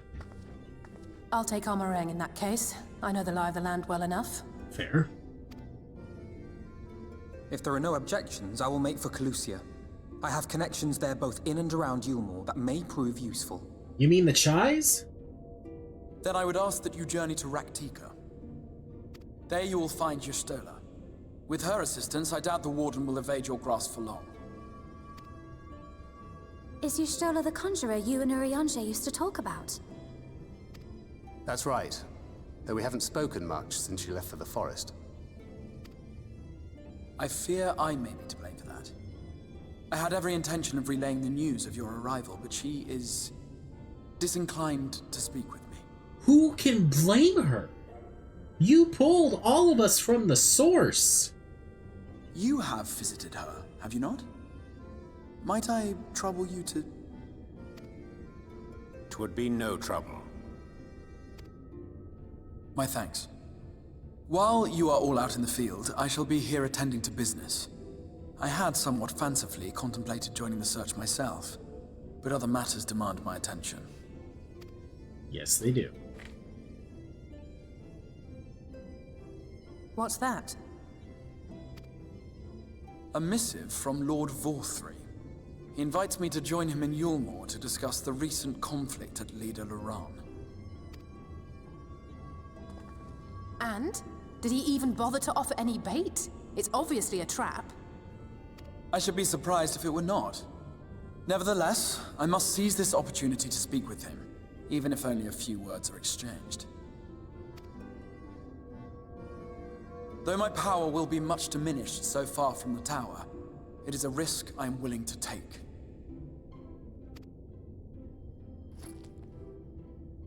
Master Alphino, might I impose upon you to accompany me to Yulmore prior to beginning your reconnaissance? Of course.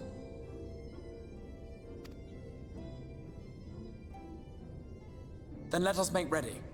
Safe travels to you all.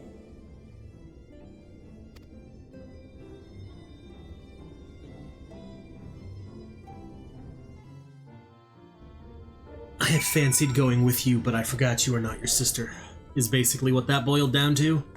You're not Folly. Before you leave, I would make a request of you. There is a church, or rather, the ruins of a church, at Fort Job. Might I ask that you go there before seeking out Y'shtola? Damn it! It was a place of something. Yet within that hall there remains a tablet whose writings I believe may prove of use to Y'shtola. At the very least, such a relic would make a suitable gift for your reunion. A most considerate proposal. Very well. Ere we depart to Raktika, we shall journey unto Fort Job that we might secure this relic. Okay. Oh, we'll just go to Fort Job then if we can just teleport straight there. See, though, friend zone for Morrighan implies that she wanted a piece of the Exarch, and she doesn't.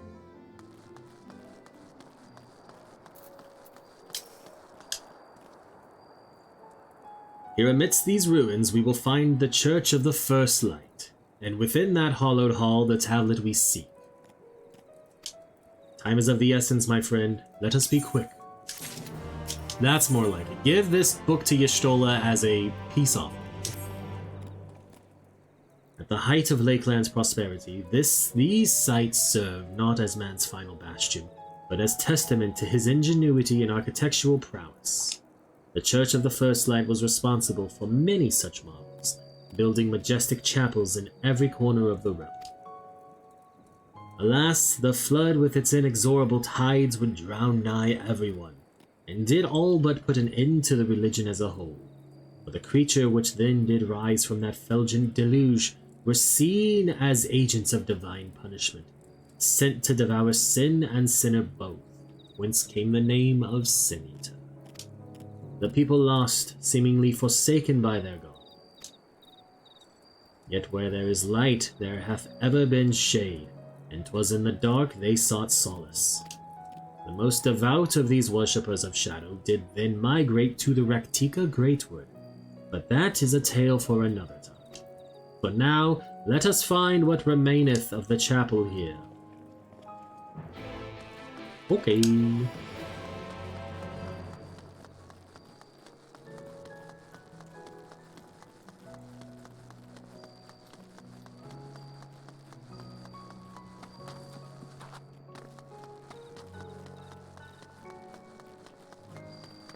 Meow.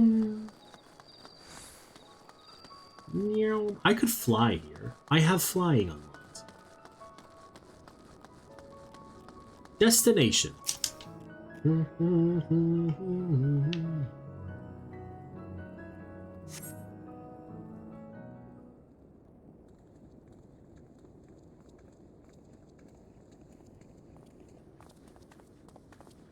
It's been fun replaying it. Aye, this is indeed the church we see. It's surprisingly intact. What little is left of the churches I've seen until now has always borne the scars of decades of disuse. Its subterranean construction hath done much to protect the hall from the ravages of time, yet the reason for its remarkable preservation may be deduced from its decoration. As faith in the light did wane, so rose reverence for the dark, and its followers did not want for places of worship. To be plain, the standards which do adorn these walls belong not to those who built them, but to worshippers of the dark, the Knights Blessed, who subsequently migrated to Raktika, yes? Indeed. 'Twas beneath the shaded boughs of the Raktika Greatwood that they finally found sanctuary. Oft and many times did Yulmore make spurious overtures of friendship unto them, but they are no fools. The Exarch knoweth full well that Y'shtola in her seclusion doth labor to learn all she may of the blessed and their past. 'Tis why he sent us here, I now see.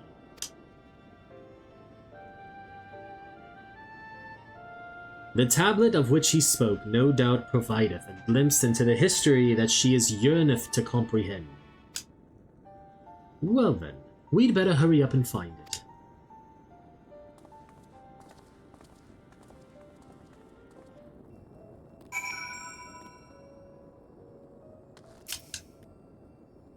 Search your surroundings for the tablet. You may move the camera as well as zoom in and out. Target an area and inspect it with right trigger and A. Or A.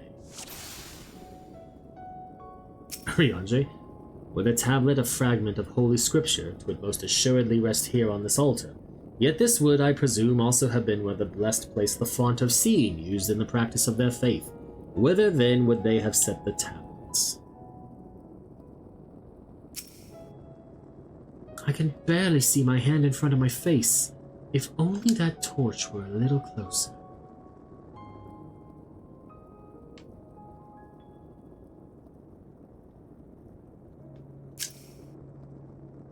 Can anyone tell me what this infernal tablet even looks like?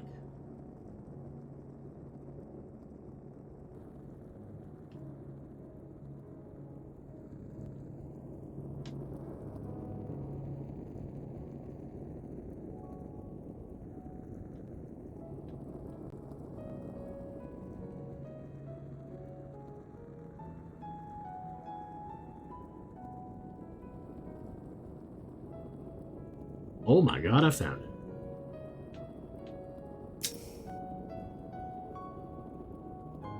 The Exarch scavenger hunt of not death.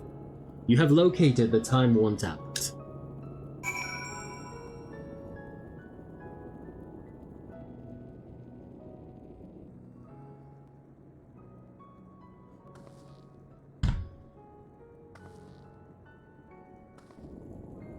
Within the altar, thou sayest.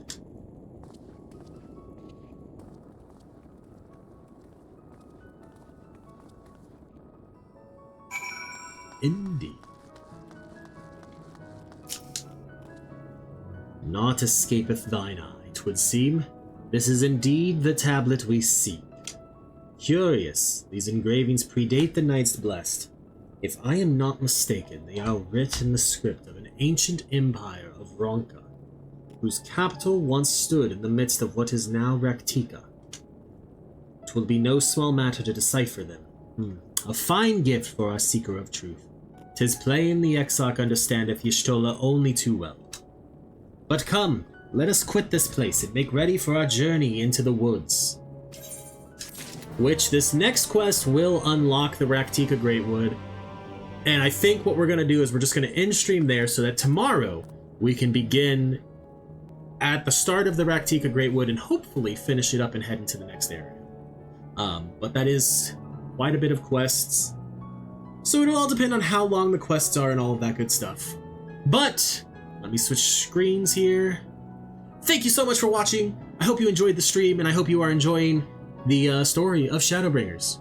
Don't forget, you can watch previous parts of this honestly the whole series of Morrighan's adventures through Final Fantasy XIV. There's playlists on my YouTube at youtube.com/@CalebGames here, where it's broken down by expansion. There's a playlist for A Realm Reborn, a playlist for Heavensward, and a playlist for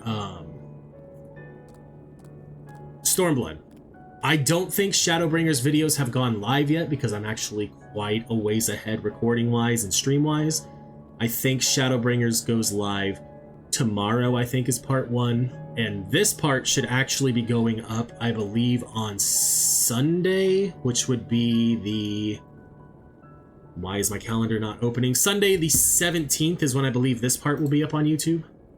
But, you know, head on over there and like, comment, subscribe, all that good stuff. And then if you are on YouTube watching this right now and you've made it to the end, thanks for watching. And don't forget, you can catch me over on Twitch at twitch.tv/CalebGames here, where I stream usually Mondays, Wednesdays, and Fridays starting between 9 and 10 a.m. Pacific time. Love you all and take care of yourselves, and I'll see you next time.